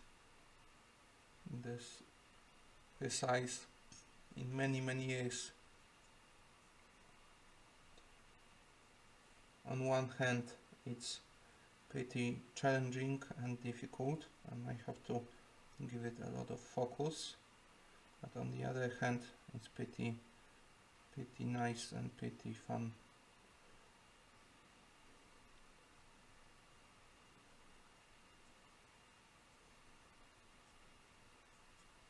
Okay.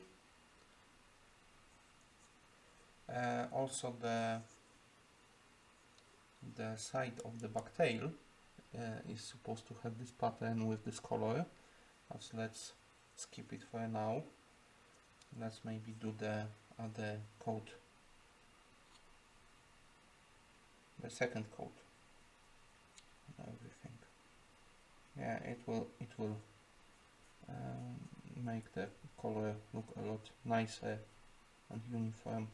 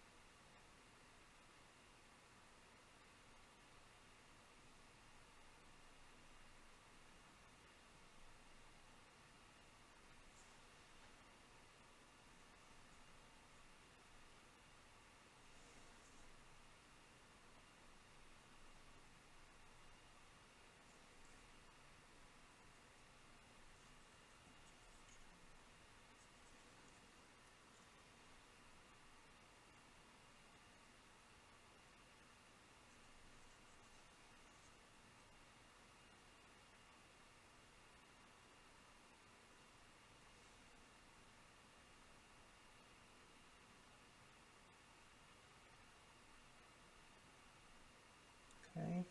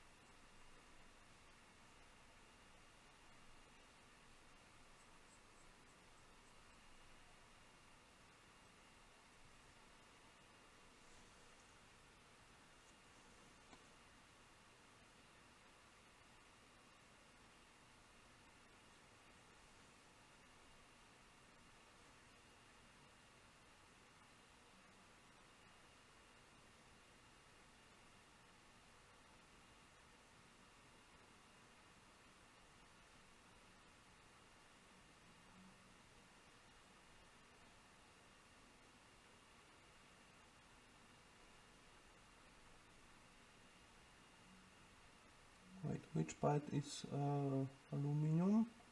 The front part is aluminum and the back side is the okay.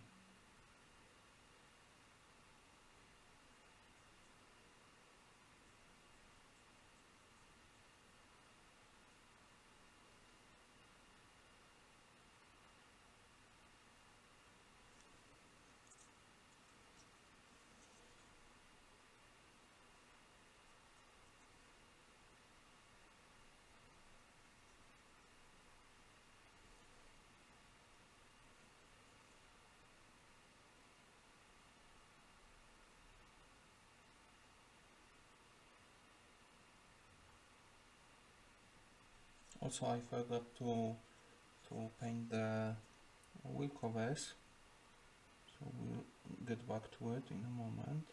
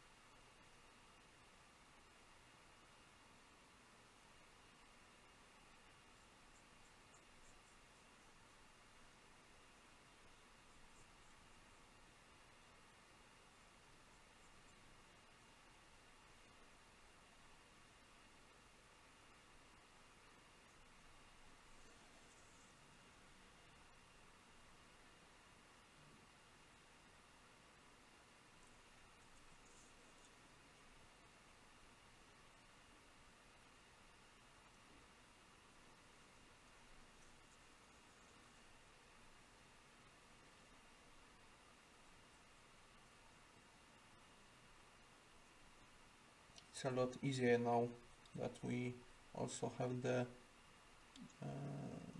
region we want to paint marked, and I don't have to check with instructions each line I have to go to.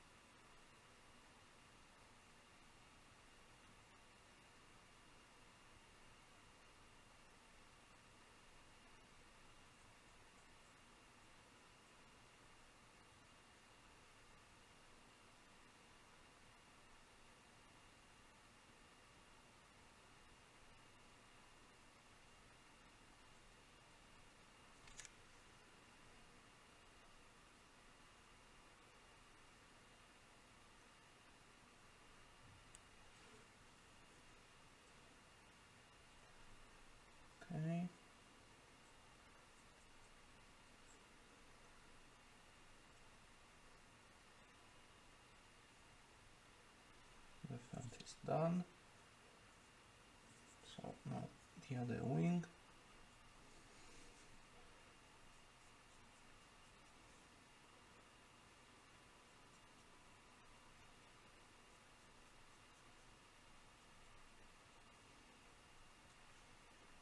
We are running low on the mixed paint, but we are also moving to the end, so I think we will be fine.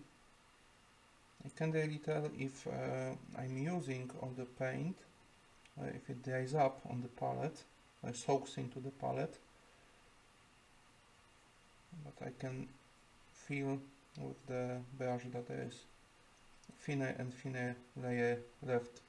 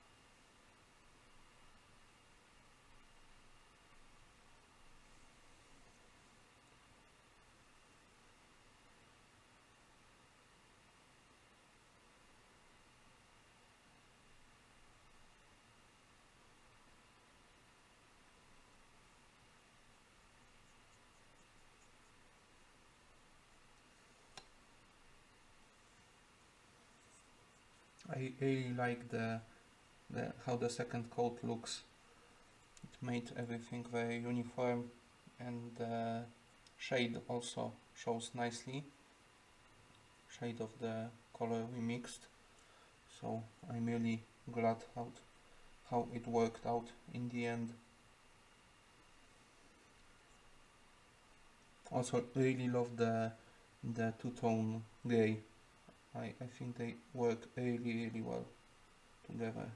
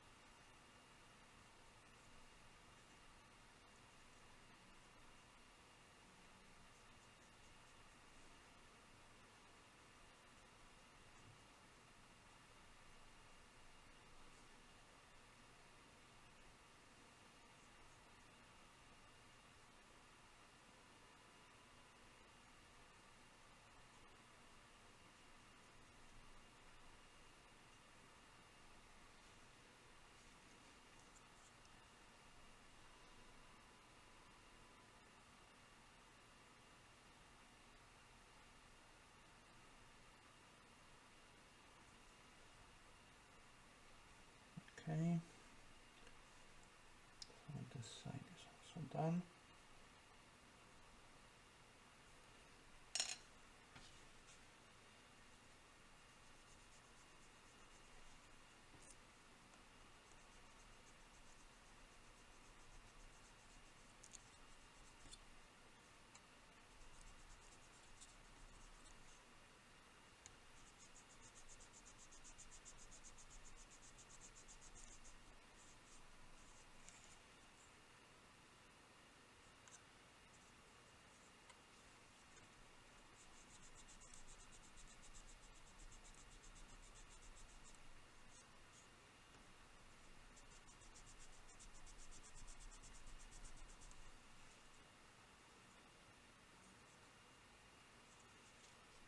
of the tail.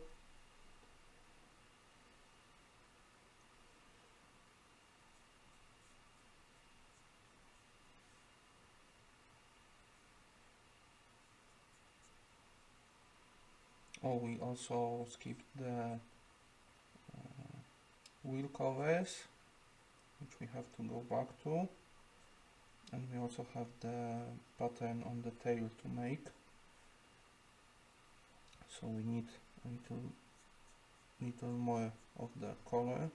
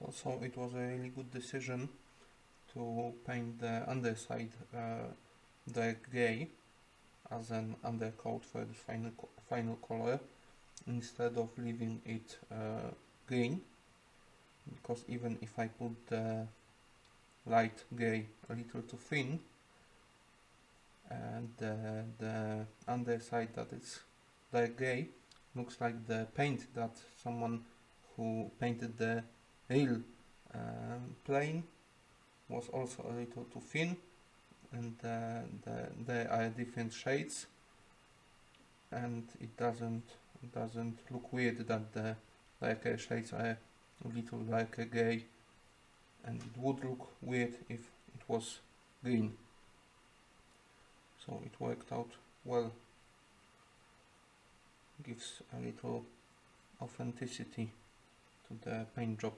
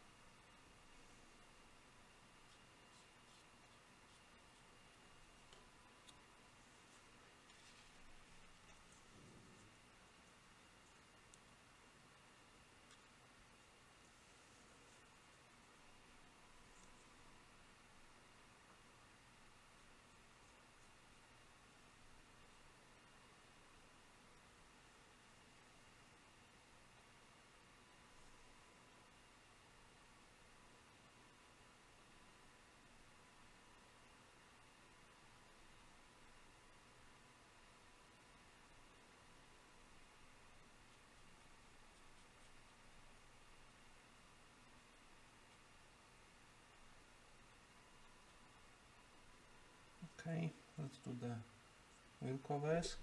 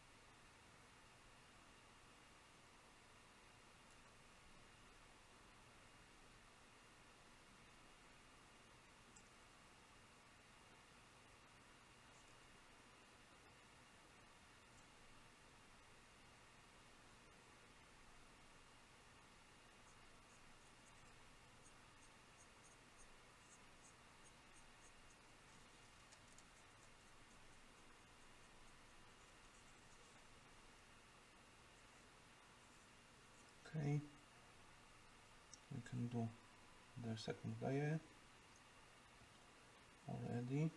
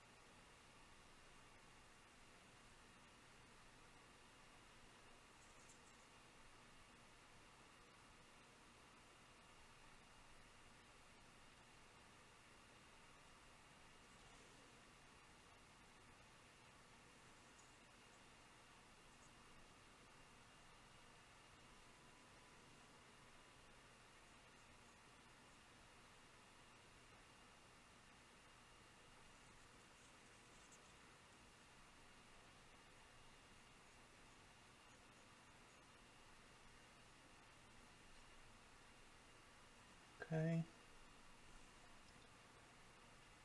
Since we are not switching the color, we are staying with the light gray.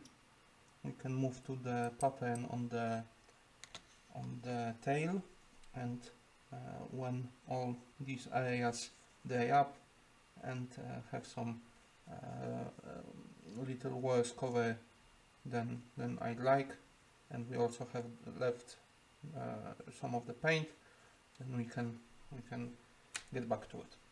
Okay, the tail has this pattern that underside is supposed to be color lighter, which is I, is the same as the underside, and the darker dots is supposed to be K, which is no, sorry, K. Did I make a mistake? No, this is J. K. Okay, green. No, everything is fine. So the background is supposed to be like gray, and those little dots are supposed to be dark green. And probably a little better way would be to paint this area light gray and use dark gray to make those patterns. But since the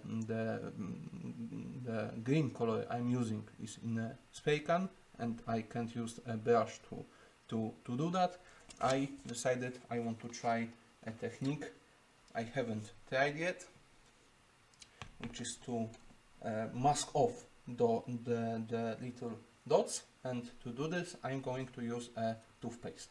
I'm going to take some of the toothpaste on the brush, do the pattern that is supposed to stay gray, that is supposed to stay green on the tail. Then I'm going to paint everything with our light gray color, and then when I wash the toothpaste, the green that was covered by it should appear, and it should have a nice effect. So let's try this. I'm going to put some of the paint, some of the toothpaste on my wet palette.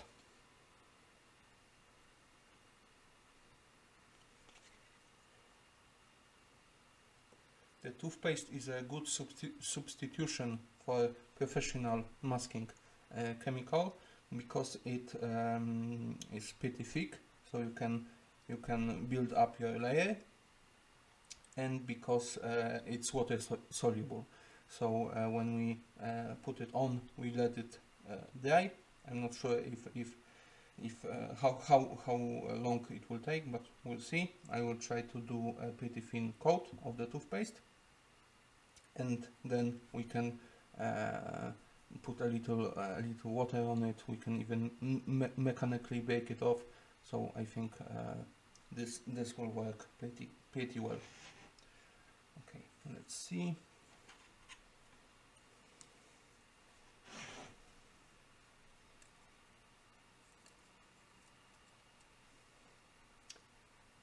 The pattern is on the entire green, so it goes down too.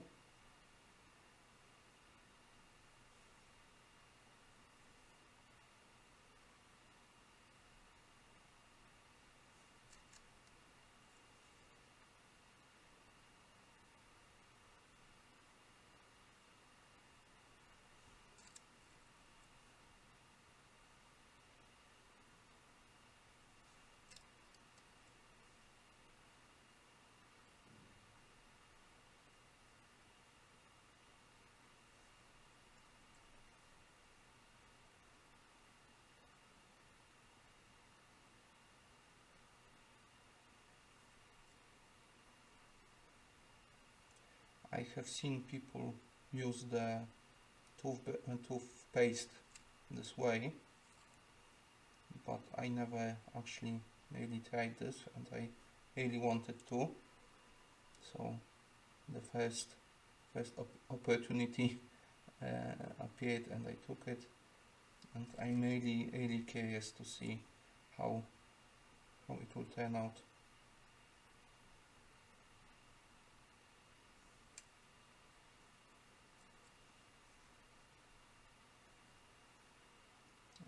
I can use the wet palette to dilute the paste with the water a little, and it's not as thick. Then it's a little easier to paint with.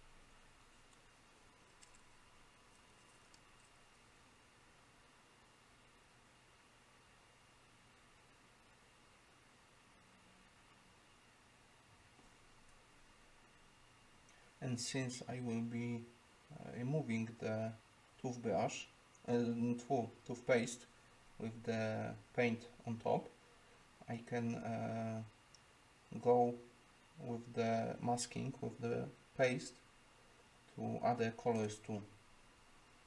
I don't need to stay on the green.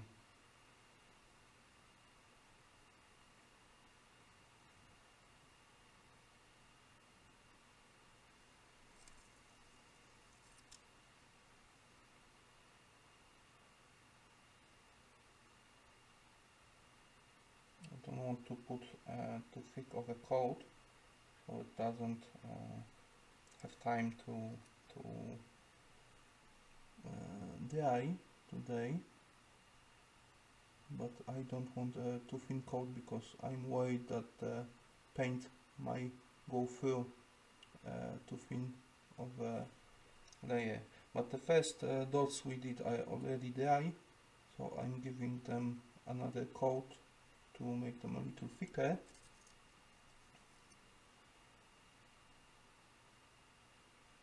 And I think it will work out fine.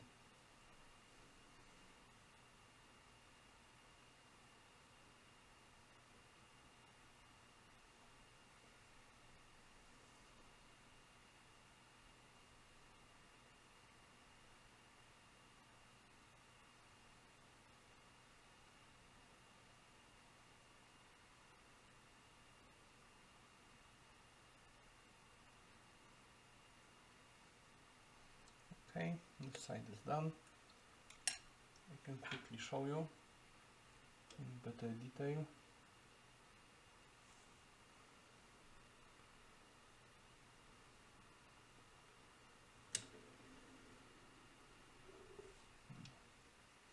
And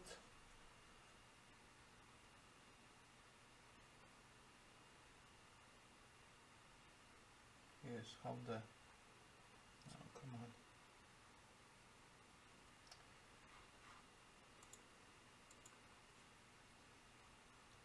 How the masking looks.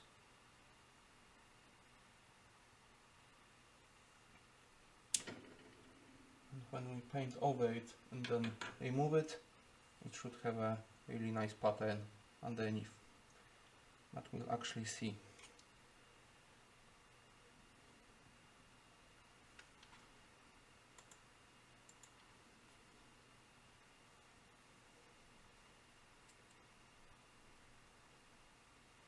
Now let's do the other side.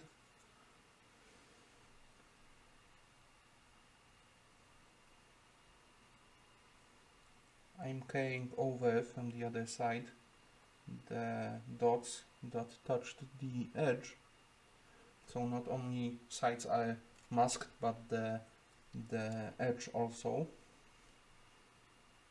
So I'm starting with that, and then I will fill in the area in between.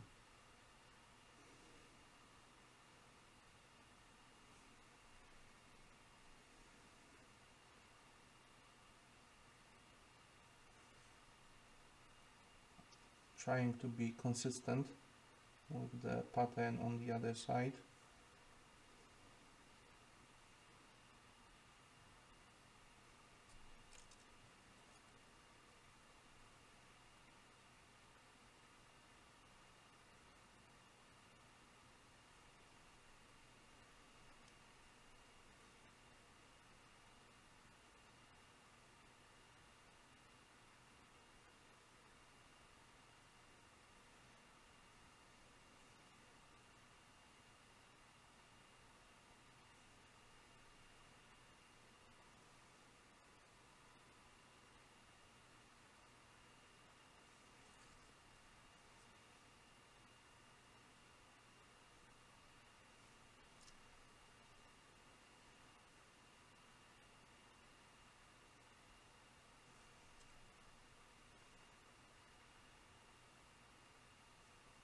The paste picked up the moisture from the wet palette, and it has a really nice consistency now.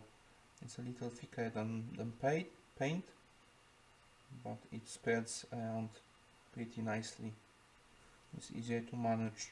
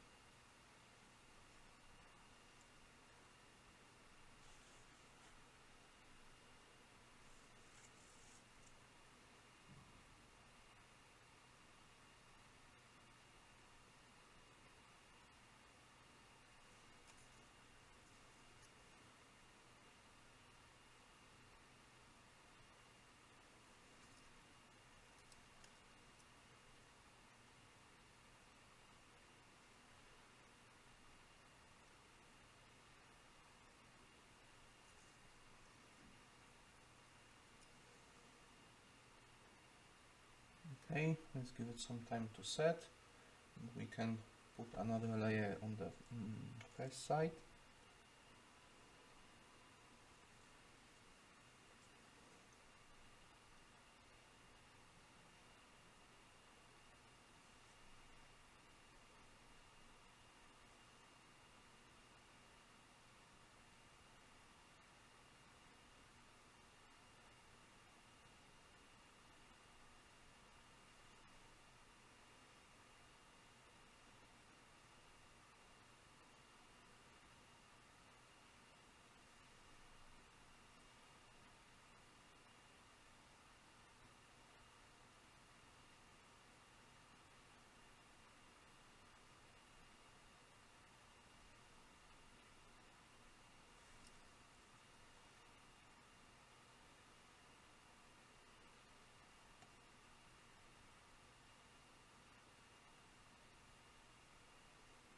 Okay.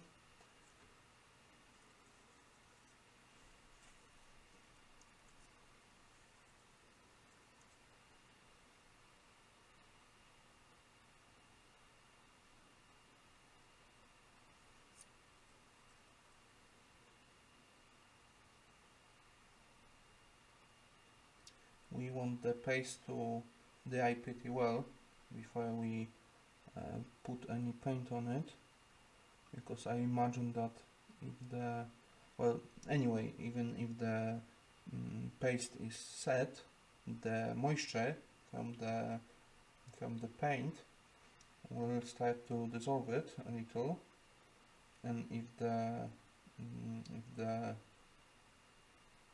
paste gets wet and soft enough that it moves around, it not only can ruin the pattern, but it also can mix a little with the paint, and even where the paint is supposed to stick well around the paste, it might actually ruin the paint job.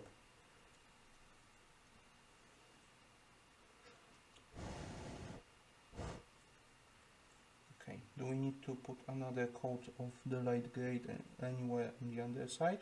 No, I don't think so. Everything looks nice and well coated. Okay, so now to give some time to the paste to set, I'm going to do the aluminum. That's underside the plane.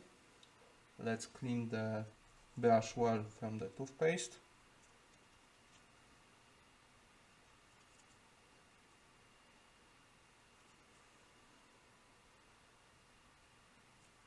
Okay.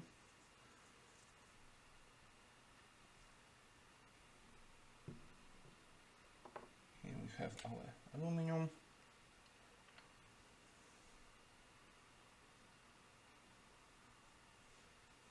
Maybe a little more.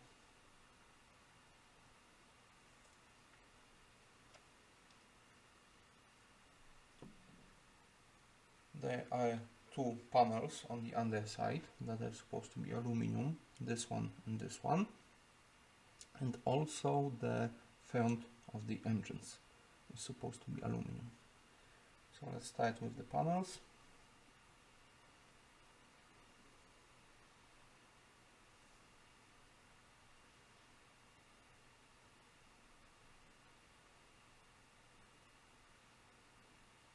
The dark grey undercoat will make the aluminum a little darker, but I think it will work to our advantage. We don't want this to be very shiny.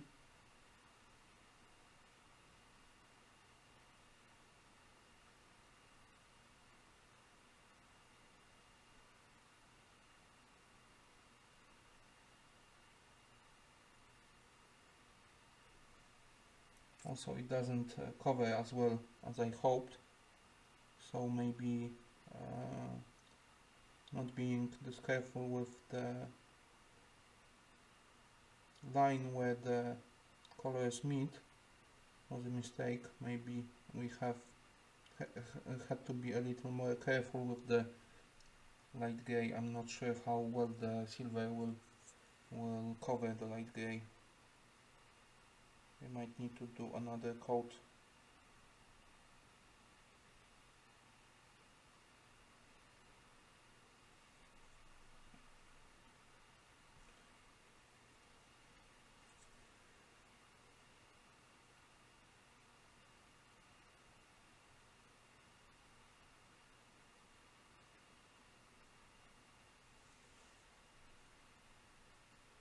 Okay.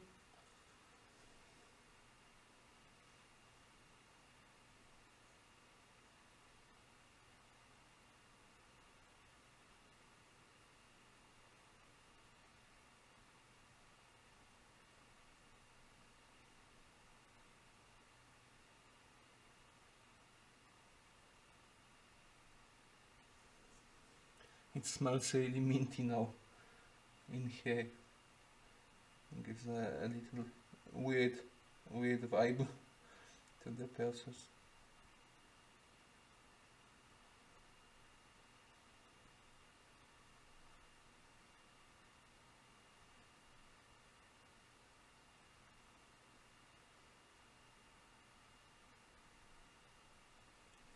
Okay, let's do the engines now.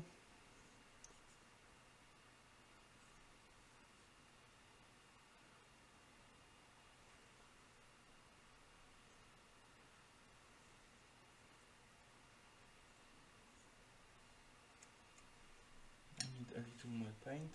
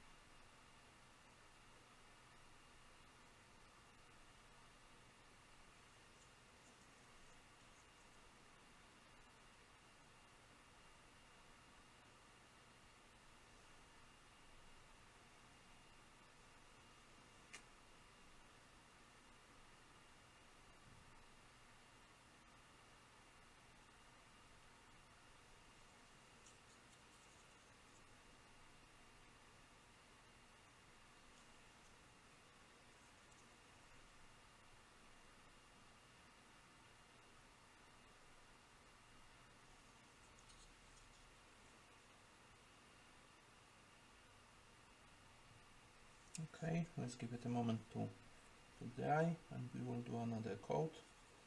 Let's do the other one.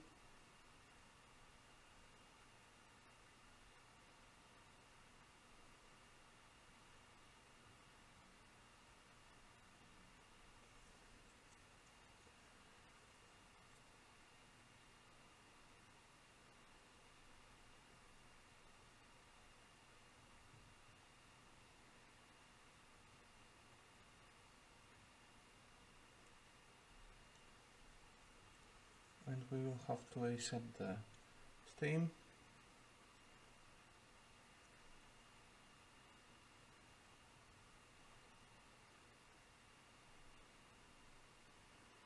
So let's do that real quick.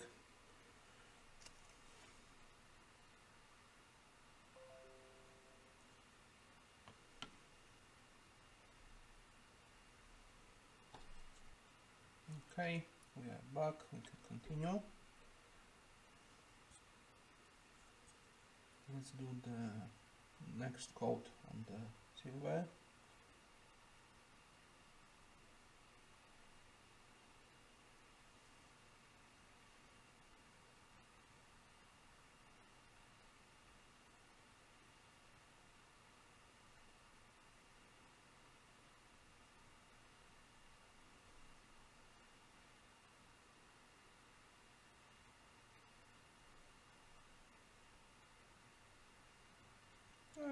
It covers the grey well enough.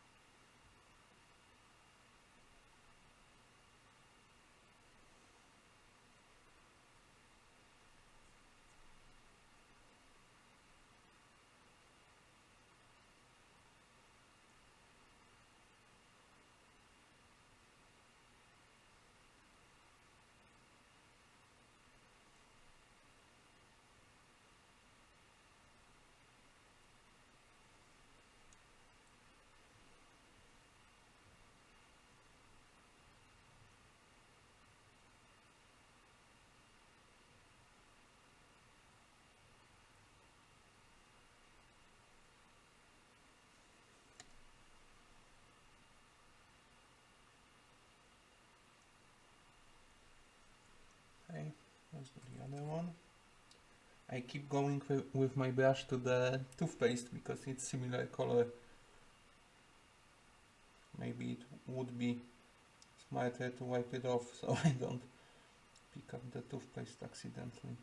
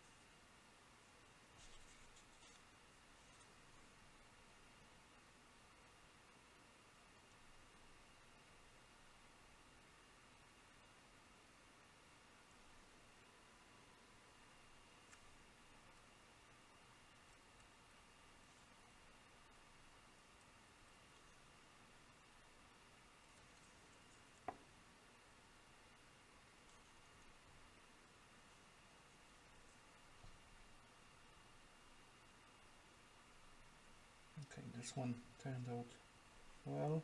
Let's do the other one.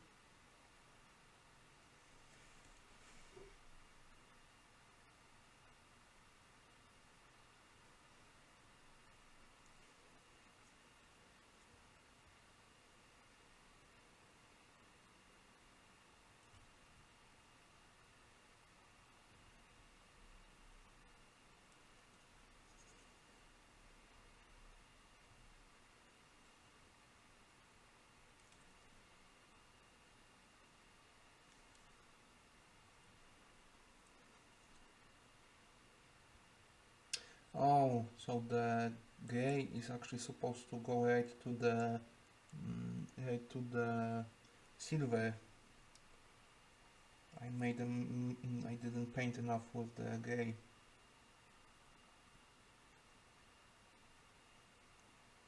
We will be doing the gray again once in a moment, so we can fix this.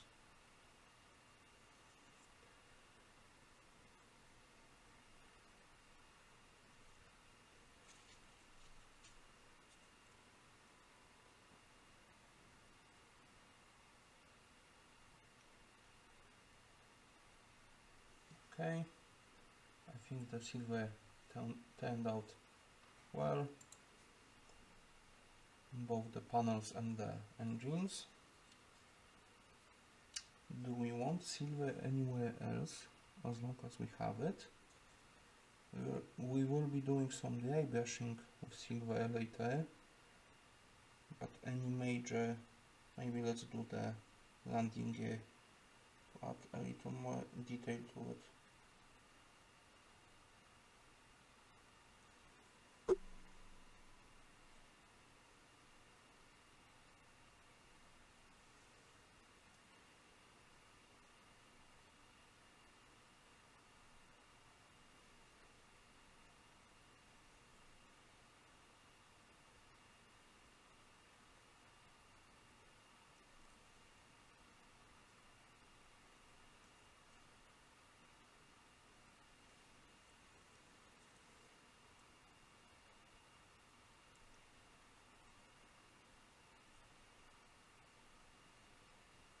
Okay, let's go back to the silver.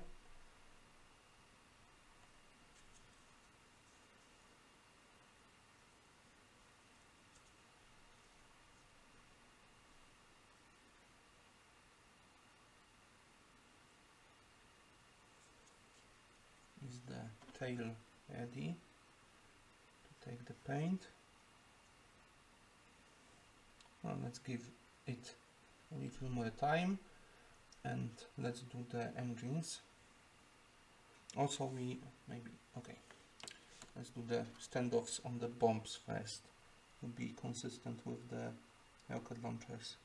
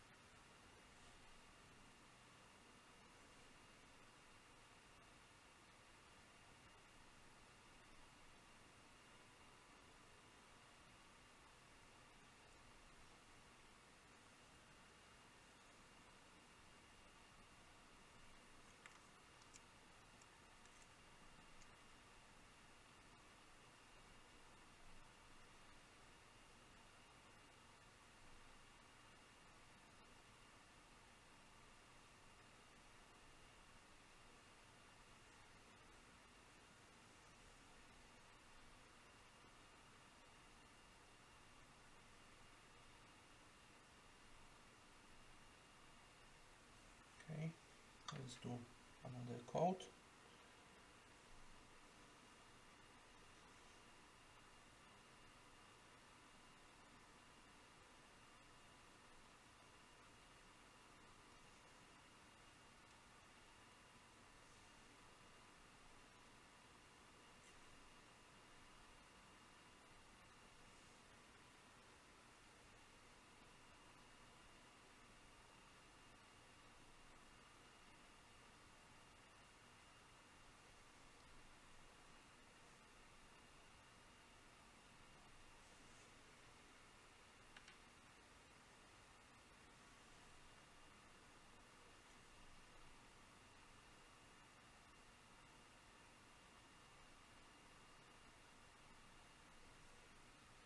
To show off the details better, you want alternating colors, even if it might be more accurate that the entire underside of the plane is this or that color. If a little things are different color, it makes them stand out more and makes the whole plane look more interesting.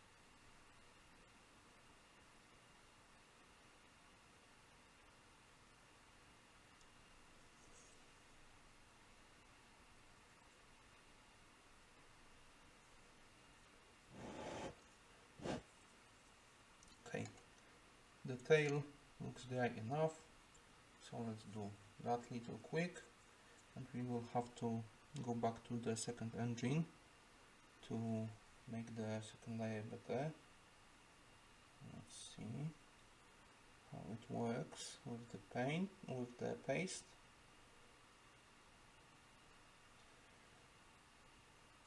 Getting really dry on the grey.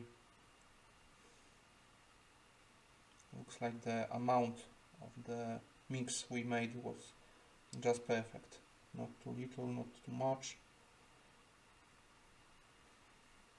Looks like we nailed it.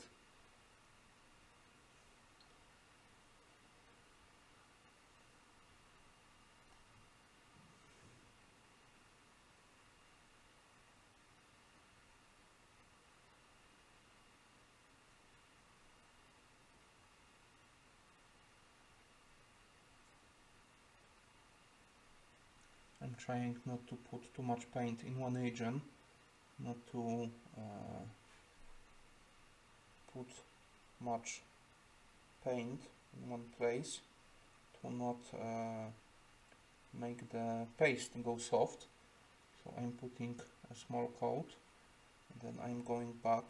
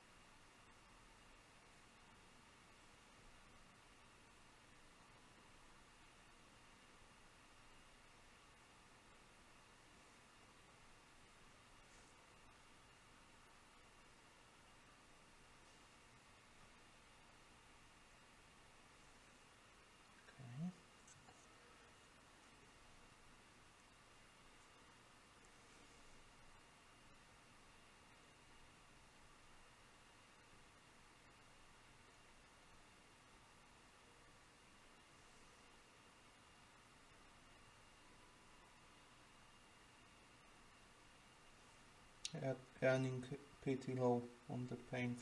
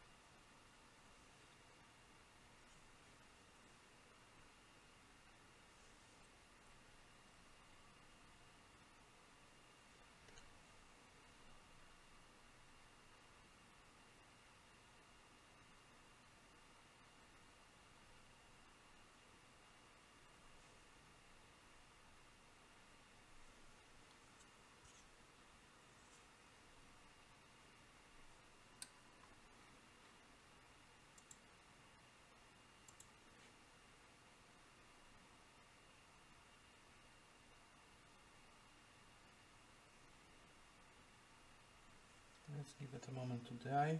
Let's fix that engine here.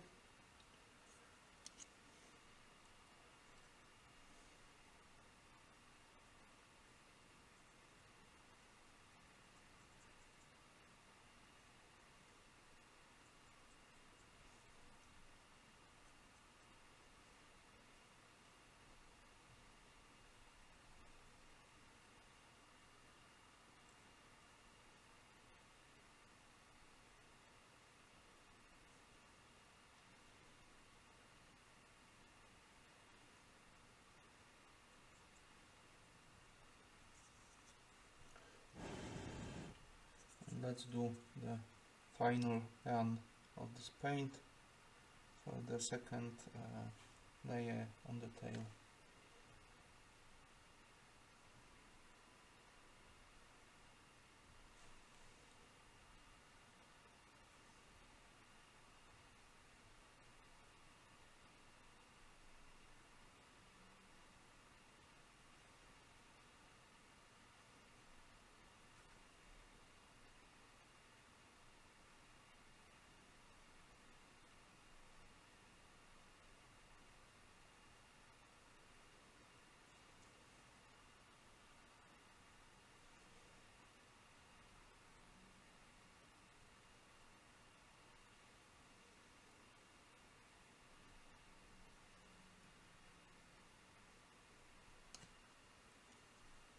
The other side.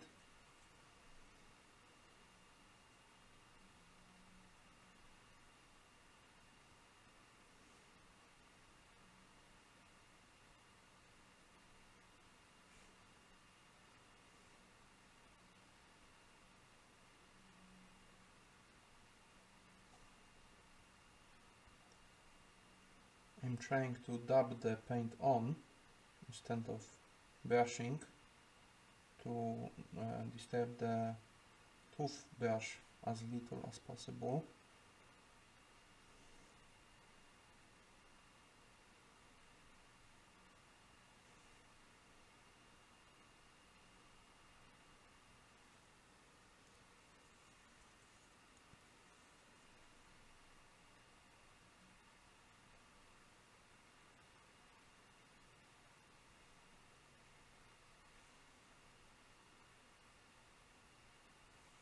Okay. I think we are close to finish with this area, with this shade.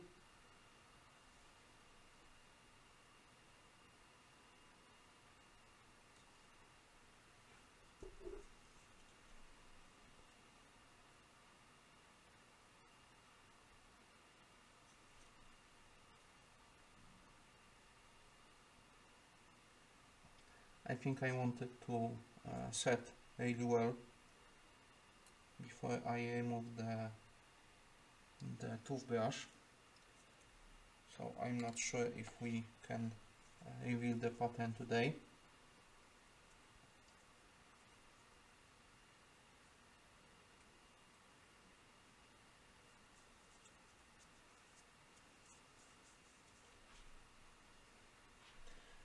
We also have some black details that we will be definitely able to do today.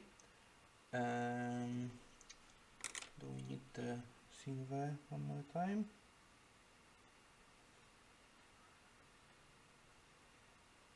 Oh, I think silver is good. So we need to do some black details.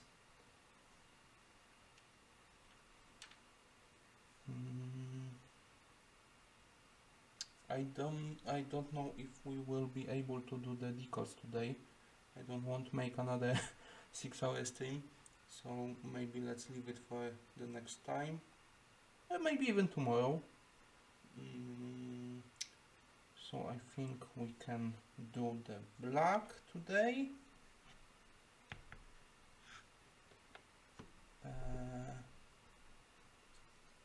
Do I want to glue the windshield today? I'm not sure, but either way, let's unmask the cockpit.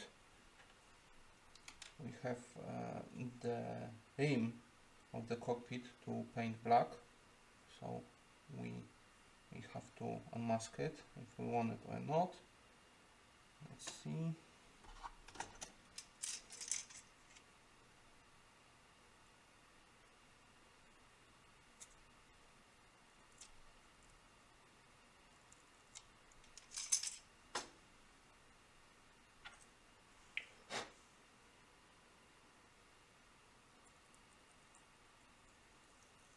There we go.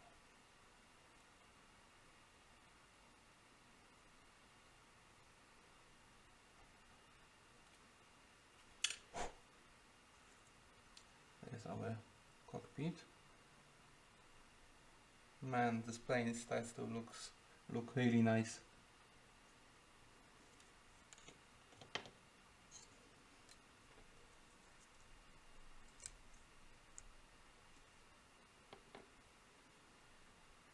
Let's start with the aim.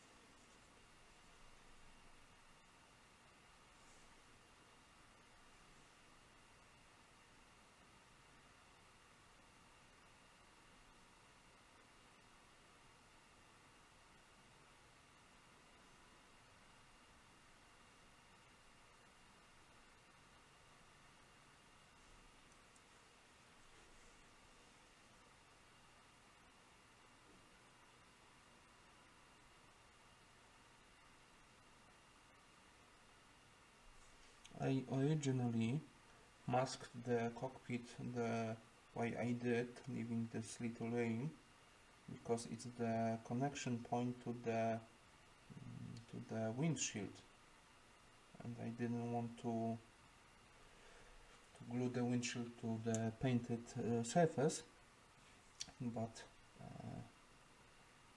with time I realized that it might not be possible to do it any other way unless we would have this white aim there.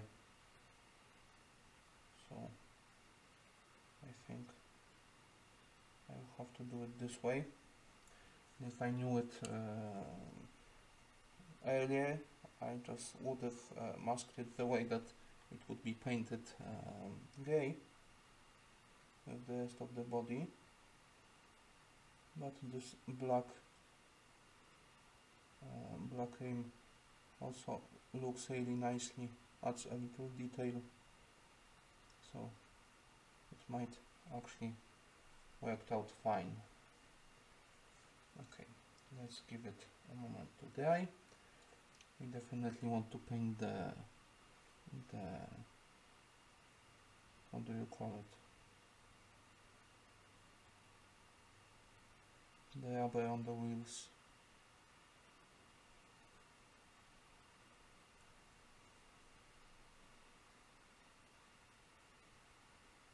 The tires. There we go.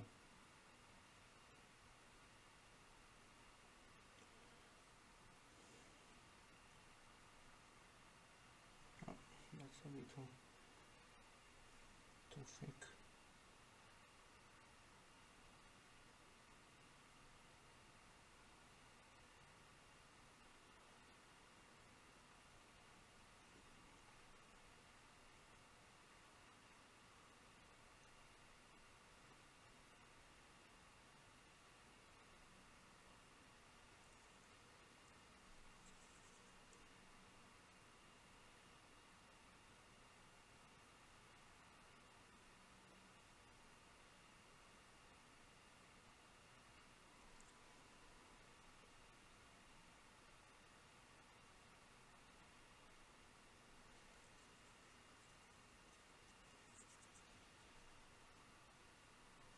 So unfortunately I don't think we will be able to finish the plane today. I was really hoping, but looks like we will have to leave the decals for the next time.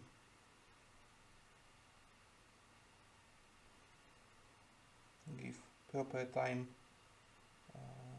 for every layer to dry, and also give myself a moment to catch a breath. It might not seem like it, but focusing really hard on this sort of delicate work, precise work for so many hours makes you really tired. the hands start to shake a little, the eyes hurt, I start to get a headache, so it actually is better to take a break than try to power through it and make subpar work.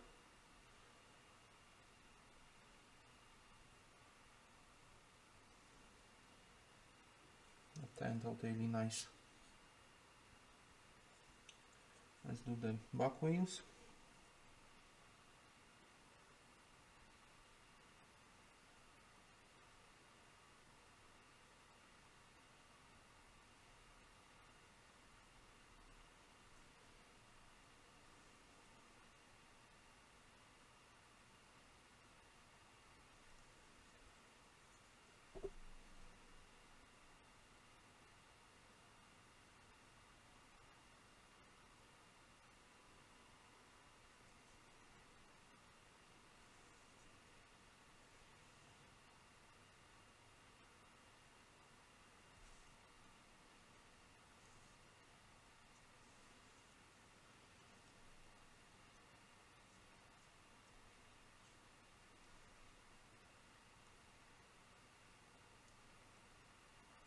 This is my favorite moment in any project, when all the colors and all the shapes start to appear and work with each other, even though you know it would, even though you knew it would look like it.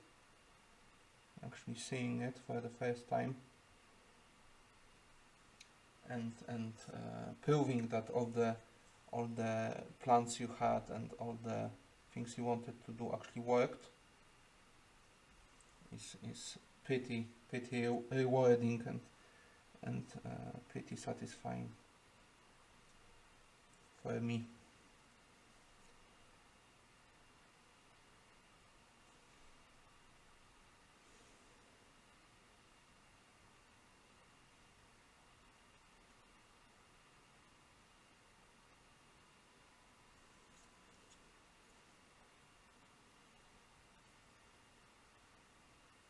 Okay, that one is done.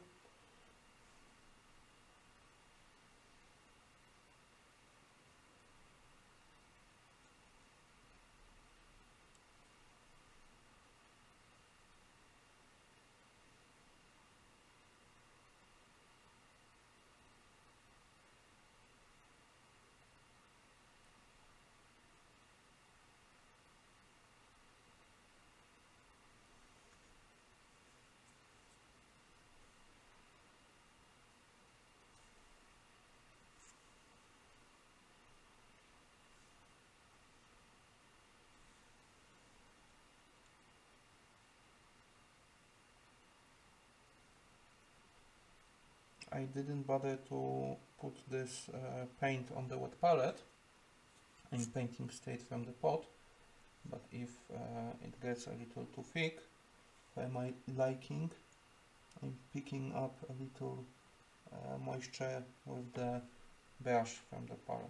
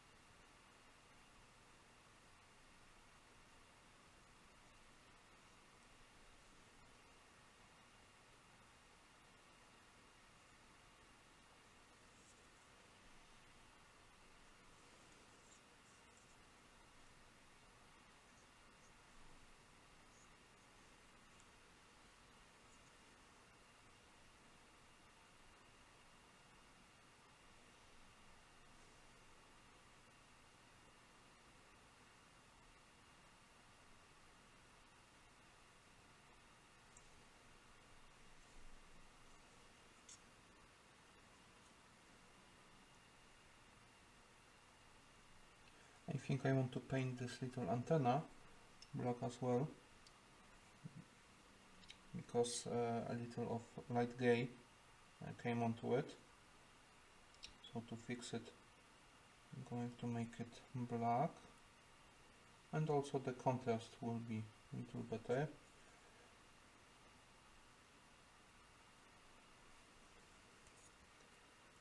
I'm fully prepared for this antenna to break off the model at one point, but since it's pretty close to the wheel, I think it has some fighting chance for now, so I decided to attach it, and we'll see how it goes.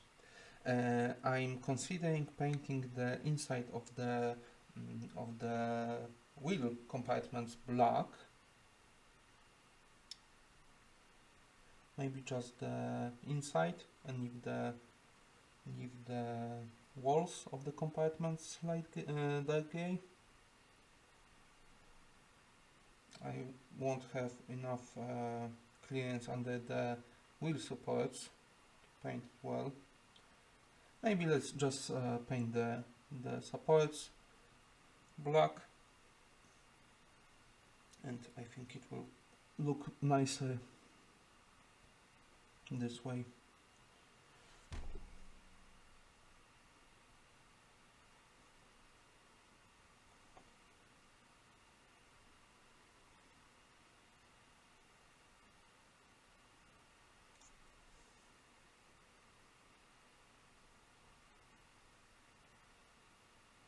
Let's leave some sections gray.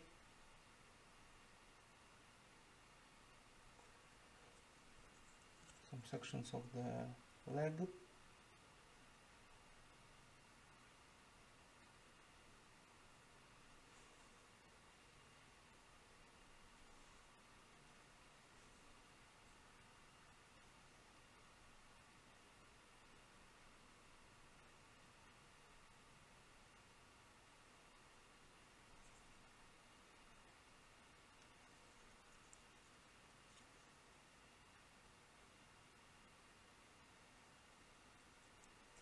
That.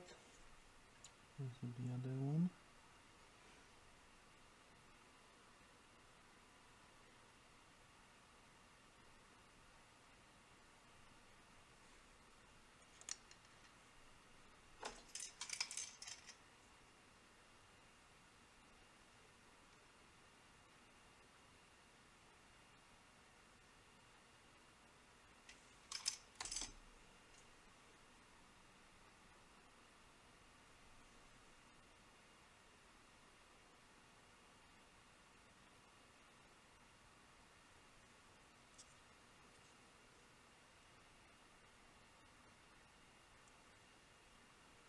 Also the front wheel.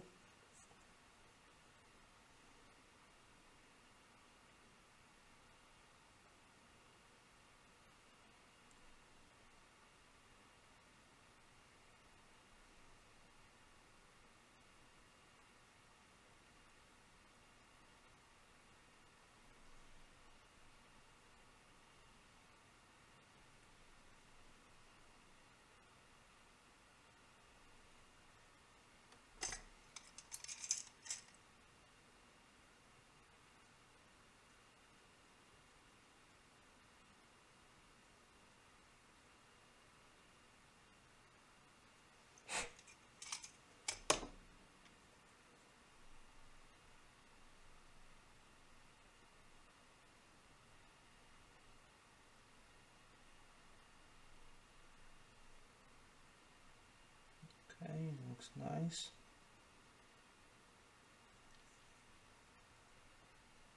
I don't think we need any more details on the wheels. I think the inner rim can remain gray. I like how that looks.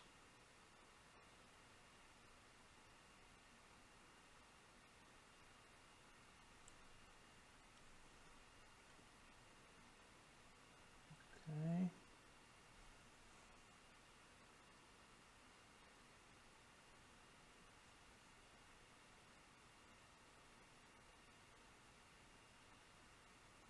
anything more that is supposed to be black? Oh, I know, the machine guns in the front.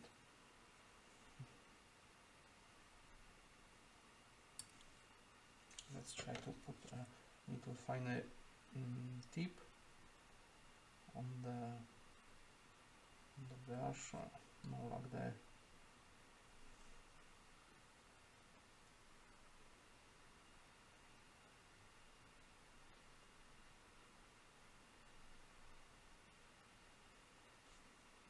So maybe let's try to dilute the paint a little, create this sort of wash.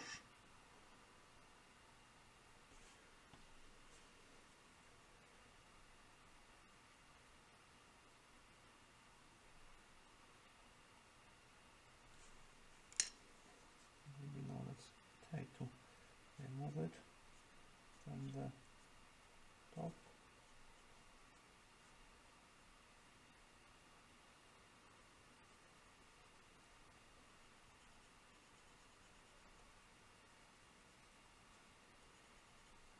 I think it worked out pretty well.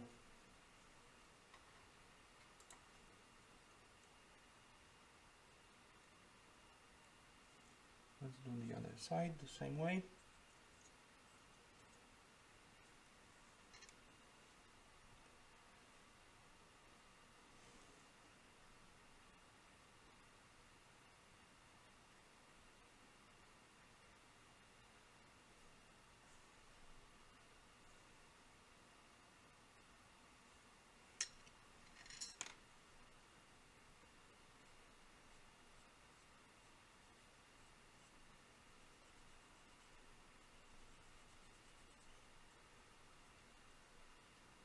Nice.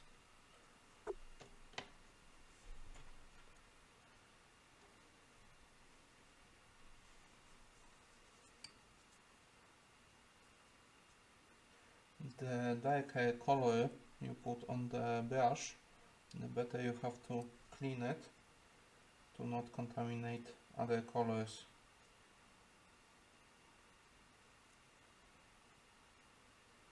So with black being the darkest color, we need to clean the brush as well as we possibly can. Okay.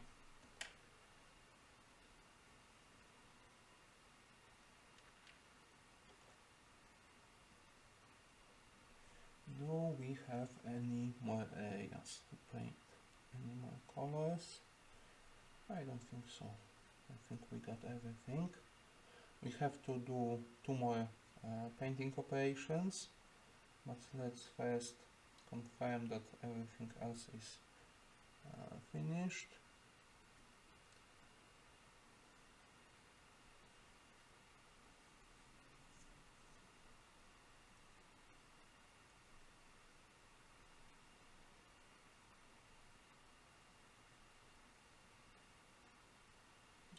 I might actually try to clean the paste today. I think it might have enough time to cure. Let's see.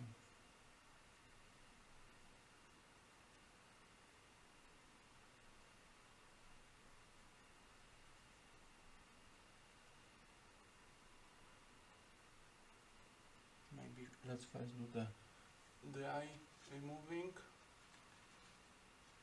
Try to scrape it off. The paint is going off with it.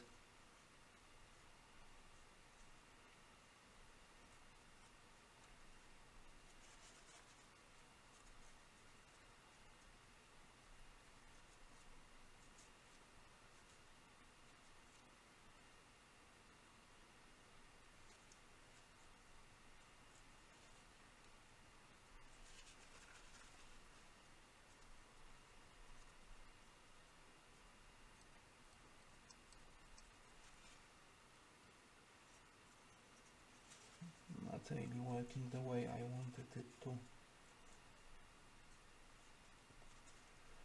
Let's see if we can save it still.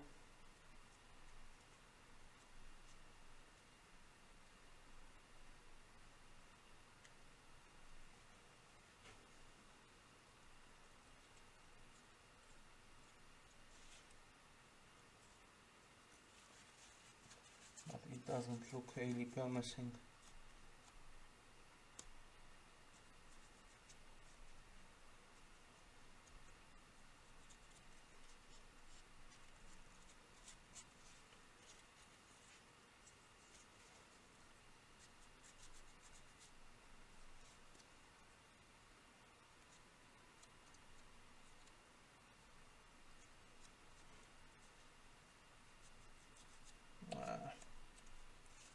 It's a complete failure.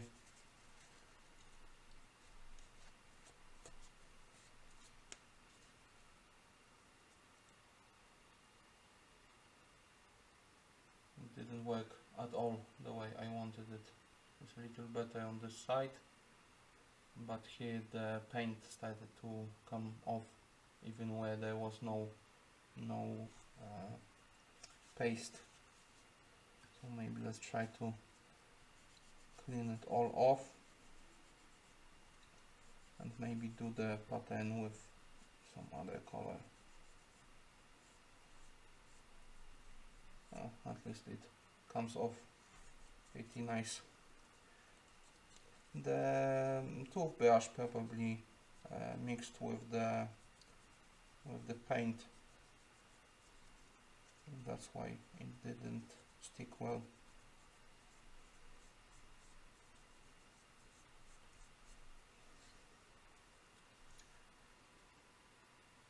Next time I might just buy professional masking fluid, silicone or something, the way it's actually meant to be used. But I saw people use the toothbrush successfully, so I'm not sure why I did wrong there.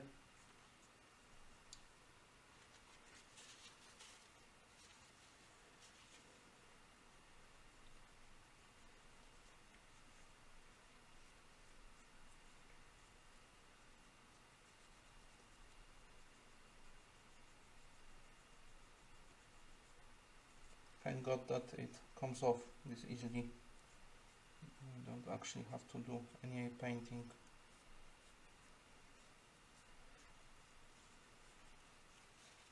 It's not a really big deal thanks to this.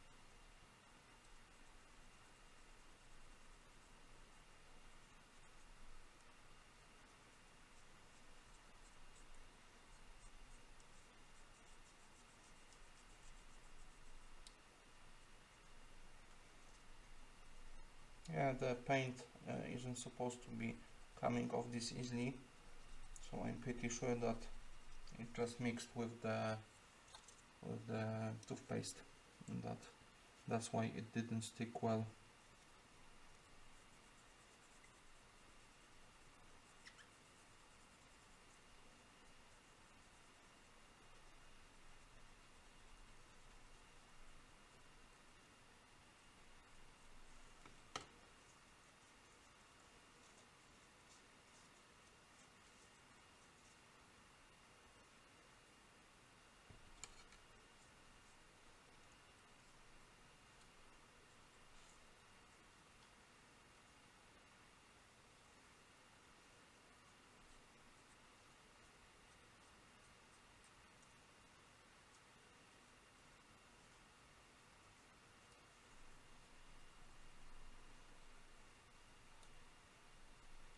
Yeah, the paint on the underside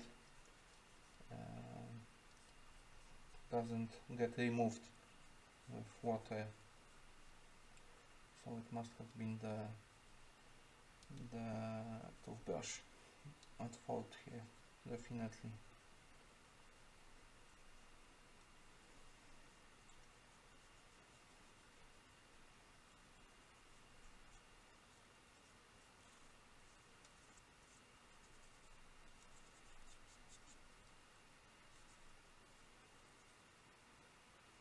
I want to do one last wipe with a completely clean water, but I want to also clean off my fingers from the toothpaste. So I'm going to wash my hands. Give me a second.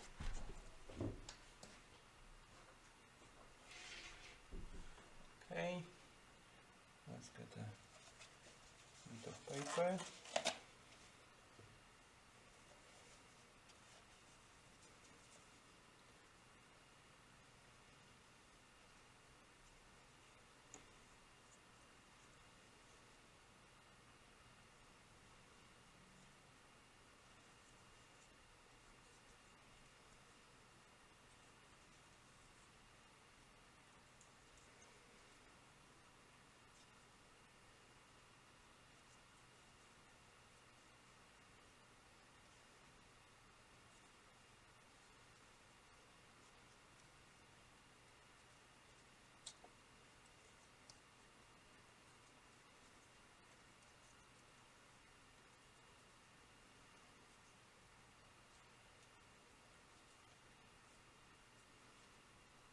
Some of the paint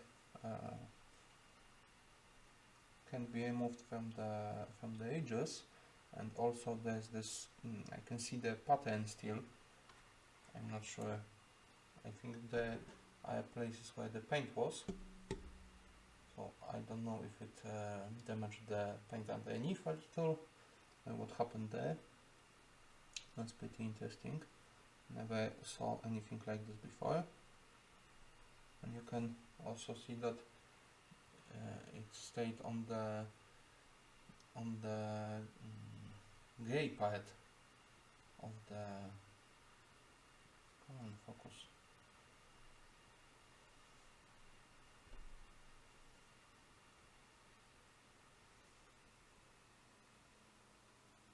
On the grey part of the tail. So even there where we didn't put any paint. So I guess the toothbrush might have damaged the paint a little. That's pretty interesting.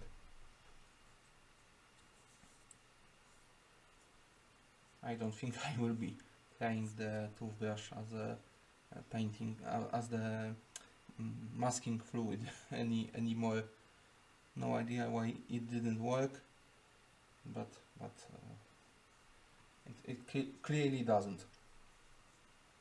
Okay, so as an alternative to it, I want to put some pattern here, especially to cover those ugly dots. What do we have on hand?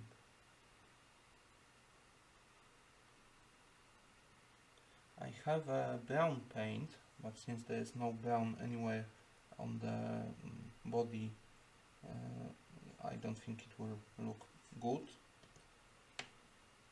I might mix some white and black to get a shade of grey that's closer to the darker one than the lighter one. Actually, I think it might look interesting. So maybe let's try it this way.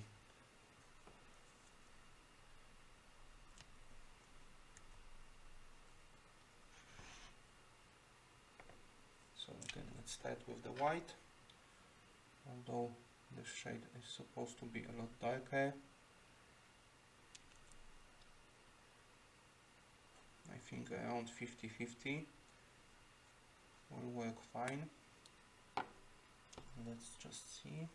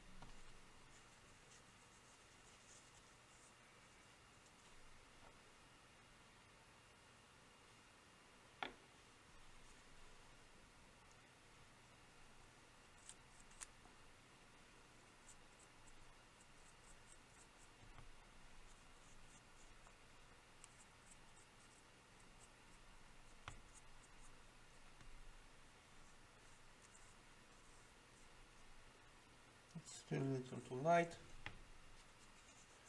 but since it will be just dots, and on the green color it doesn't need too much. This well, I think this is good enough.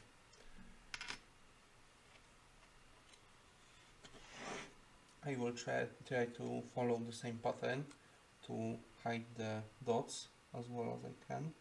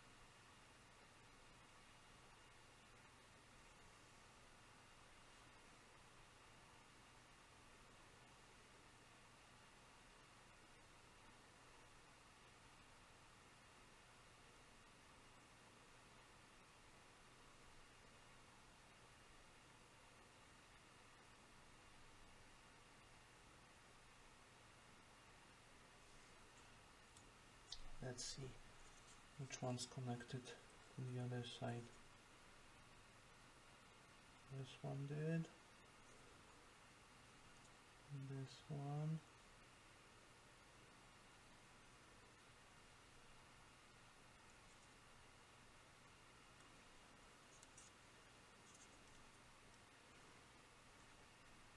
This one.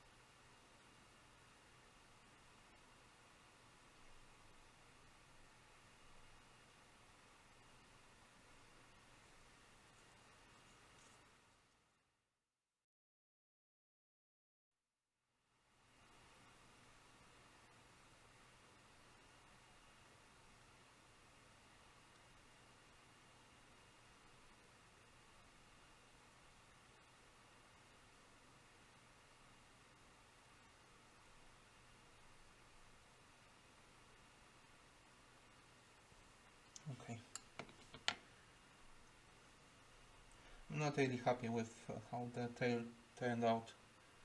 I think it's a lot worse than the rest of the plane.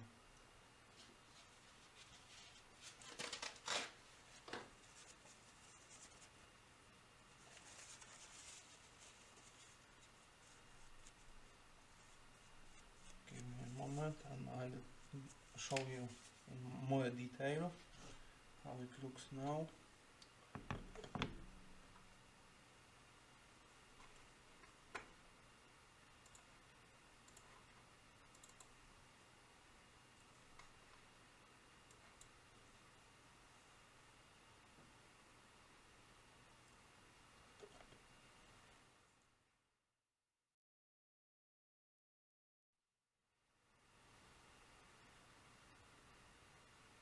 Maybe the lens is not needed, maybe this will be better.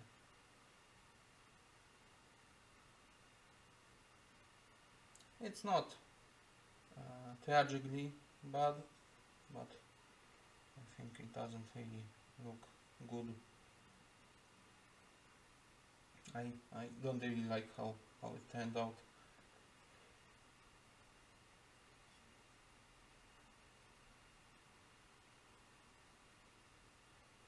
But what you gonna do? Next plane will be a lot better. Okay, so the tail is done, the underside is done, we did the black, we did the silver, so I think this is almost over. I will be doing the decals tomorrow. I'm just going to do the last two painting techniques, and I will be going back tomorrow for the decals. Also, I think it might be the time to connect the bombs, because the painting technique, both of them that we have left, actually require to everything be in place. Or maybe not really require, but it will be a little easier and give better results. So I think I will glue in the bombs in place, do those two techniques, and will be coming back tomorrow with a little short addendum to the stream showing the decal process. Okay, so let's remove a little bit of paint for the bombs to stick well.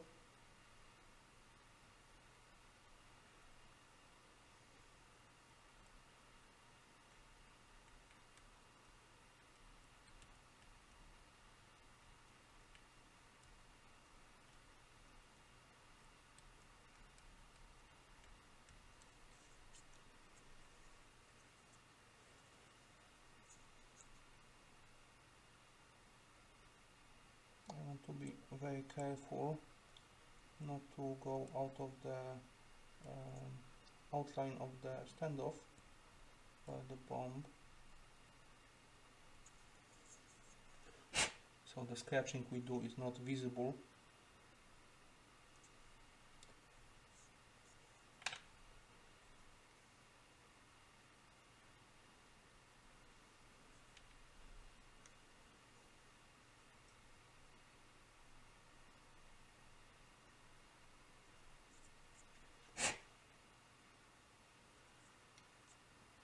This is actually a good opportunity to show you how thick the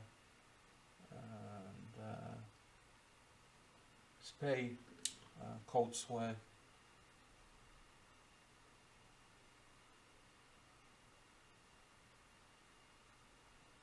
You can see how deep that trench is.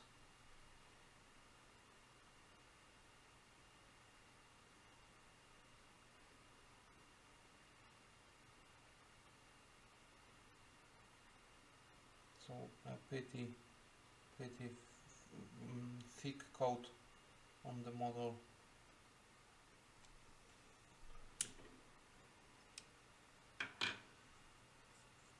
Let's do the other side.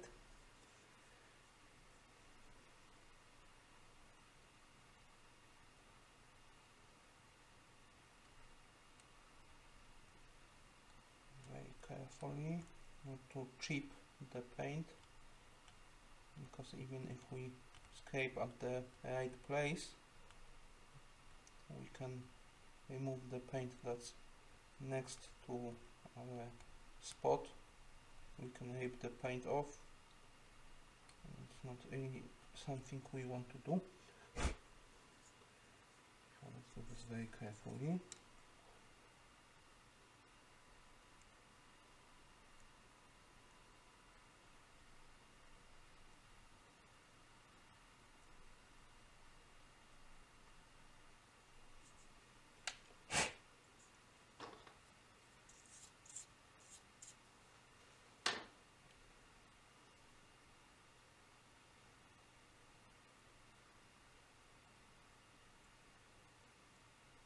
Okay, this will work nice.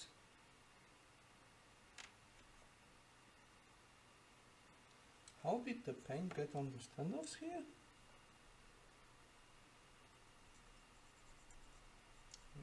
We must have been not really careful with our brush work.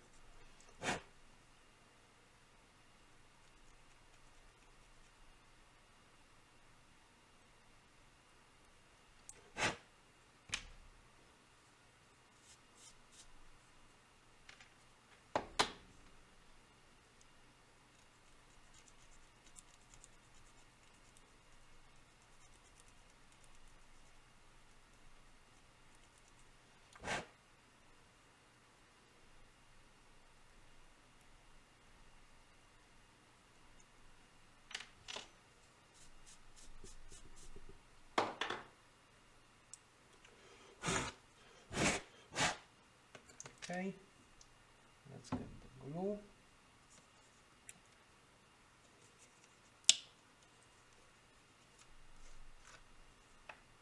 Also let me choose which bulb would be on which side.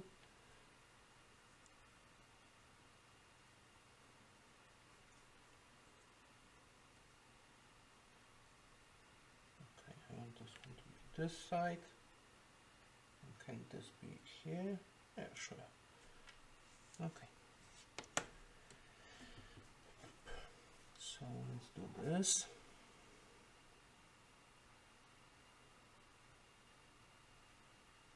Not too much, because we won't be able to clean off the squeeze out of the paint.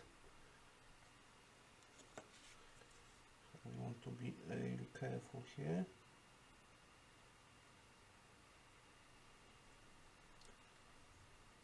And it went pretty well. Let's do the other one the same way.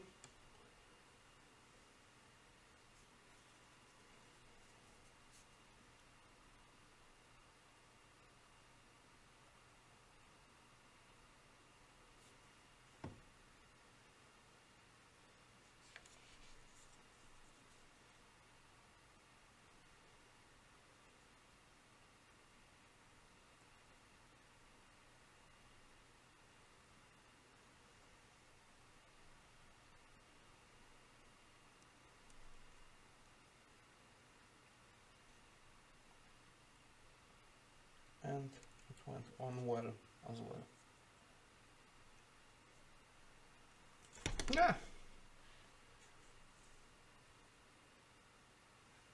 Okay. It was a really smart idea not to glue the bombs in. It was a really way to go.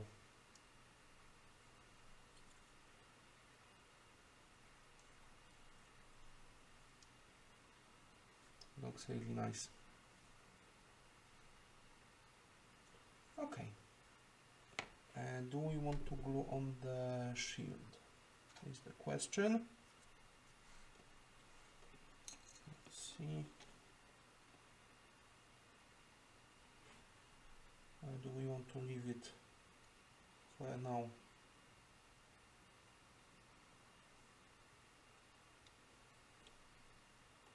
Let's leave it for now. We can always do this later, and there's a chance we might put some paint on it.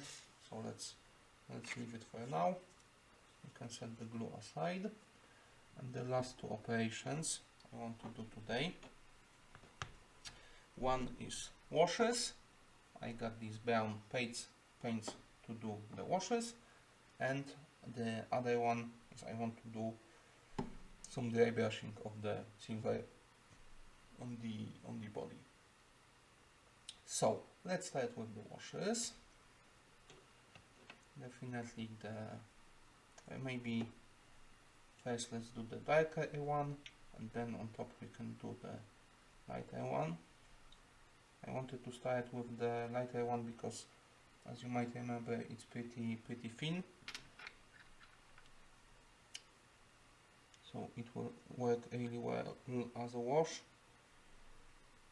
but I think it will be a better effect if we start with the darker tone and put some lighter accents on top.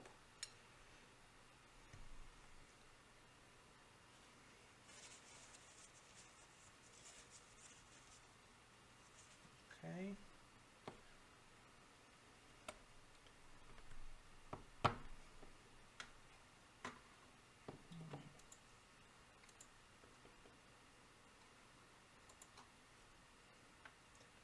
Oh, thanks, Navajo. It's really nice to hear. Yeah, I think it's coming along nicely. We are really close. Thanks again for the recommendations to not glue the bombs in. It was really smart and let us to do all this. Come on, all this nice detail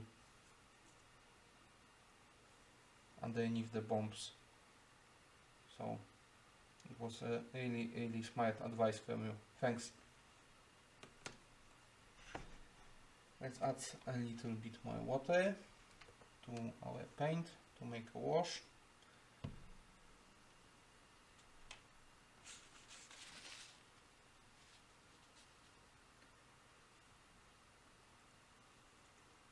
Let's try around 50-50.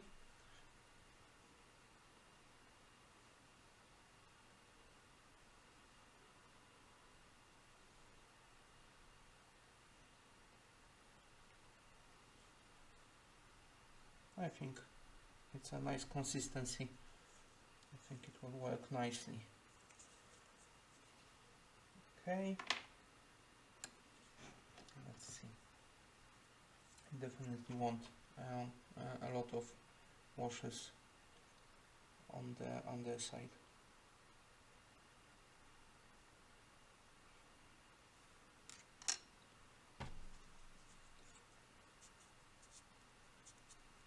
I think we might need a little bit more water.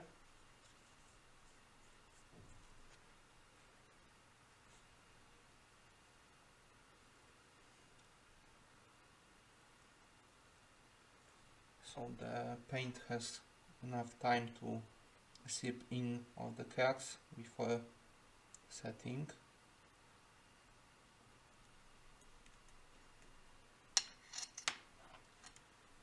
Okay, let's try it now. Yeah, it's a little better.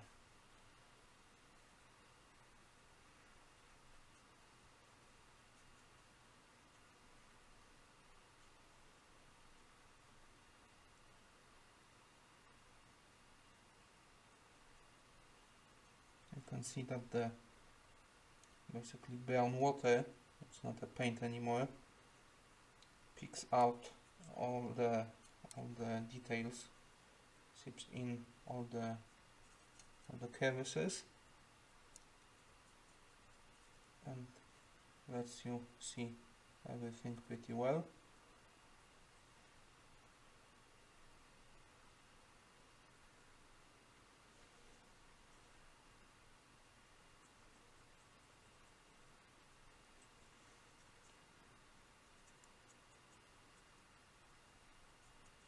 I will give it a moment to find its place to all the cracks, and I will wipe it just a little off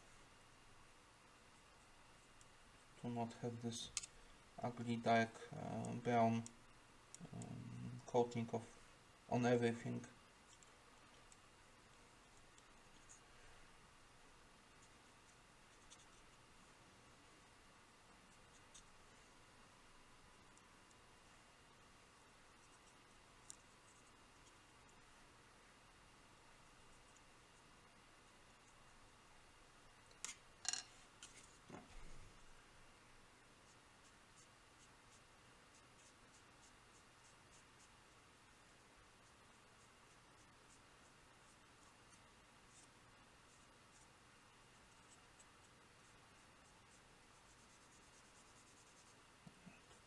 I wiped it all off.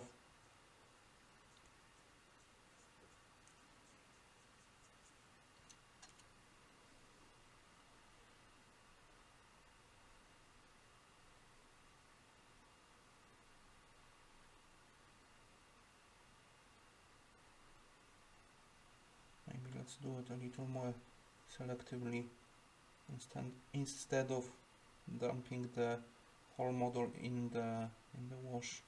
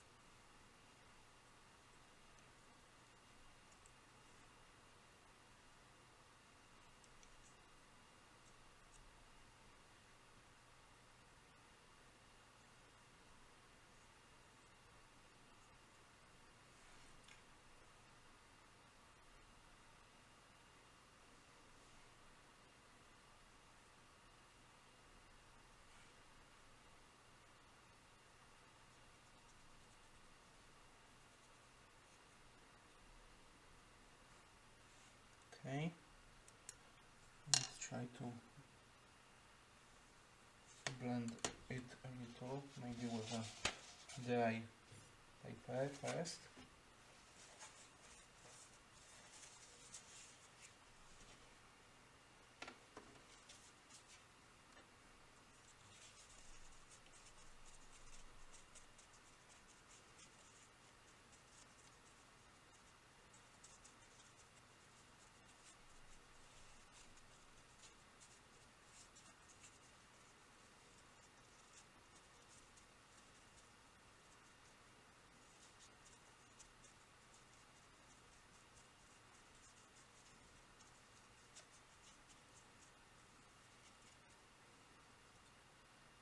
maybe let's give it some more time to dry properly. Let's do the top of the plane, and we will come back with wet paper to take the paint, the wash from the top.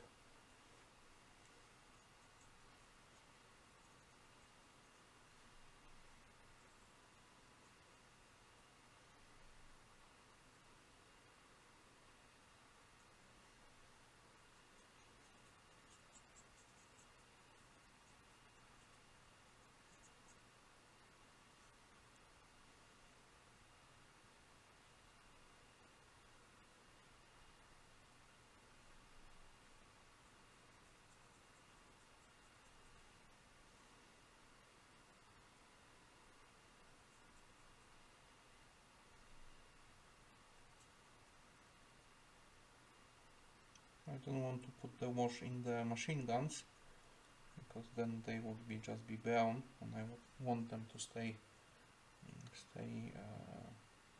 black like we painted them. Let's try to fill all the white spots left on the tail with the wash.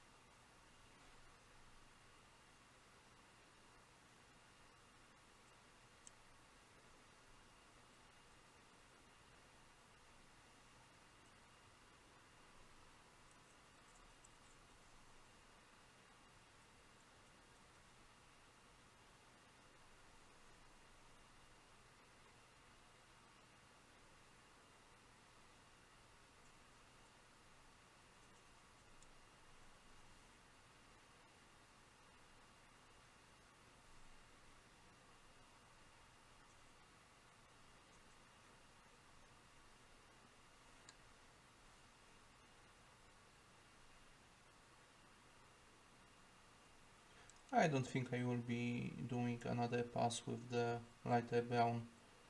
I think this one will work well enough.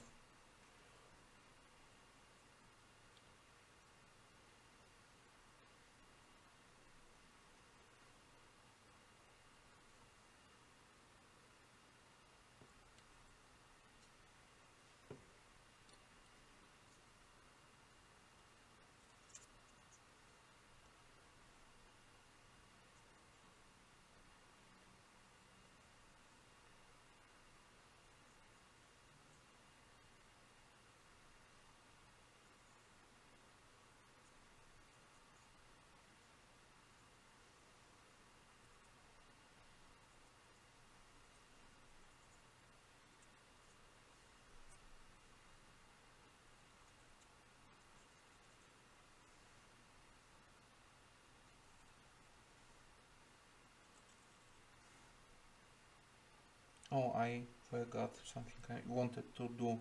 I wanted to paint the tips of the rockets red. I'm not sure how well it will turn out with the wash. Although there isn't really good access to them, I might just leave them as they are.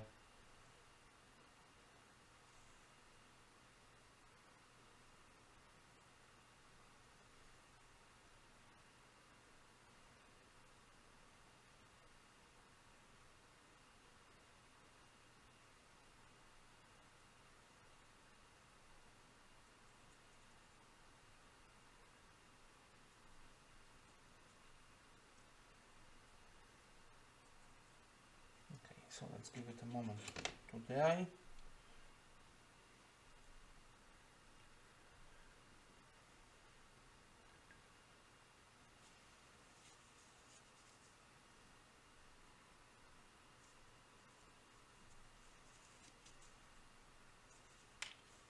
Okay.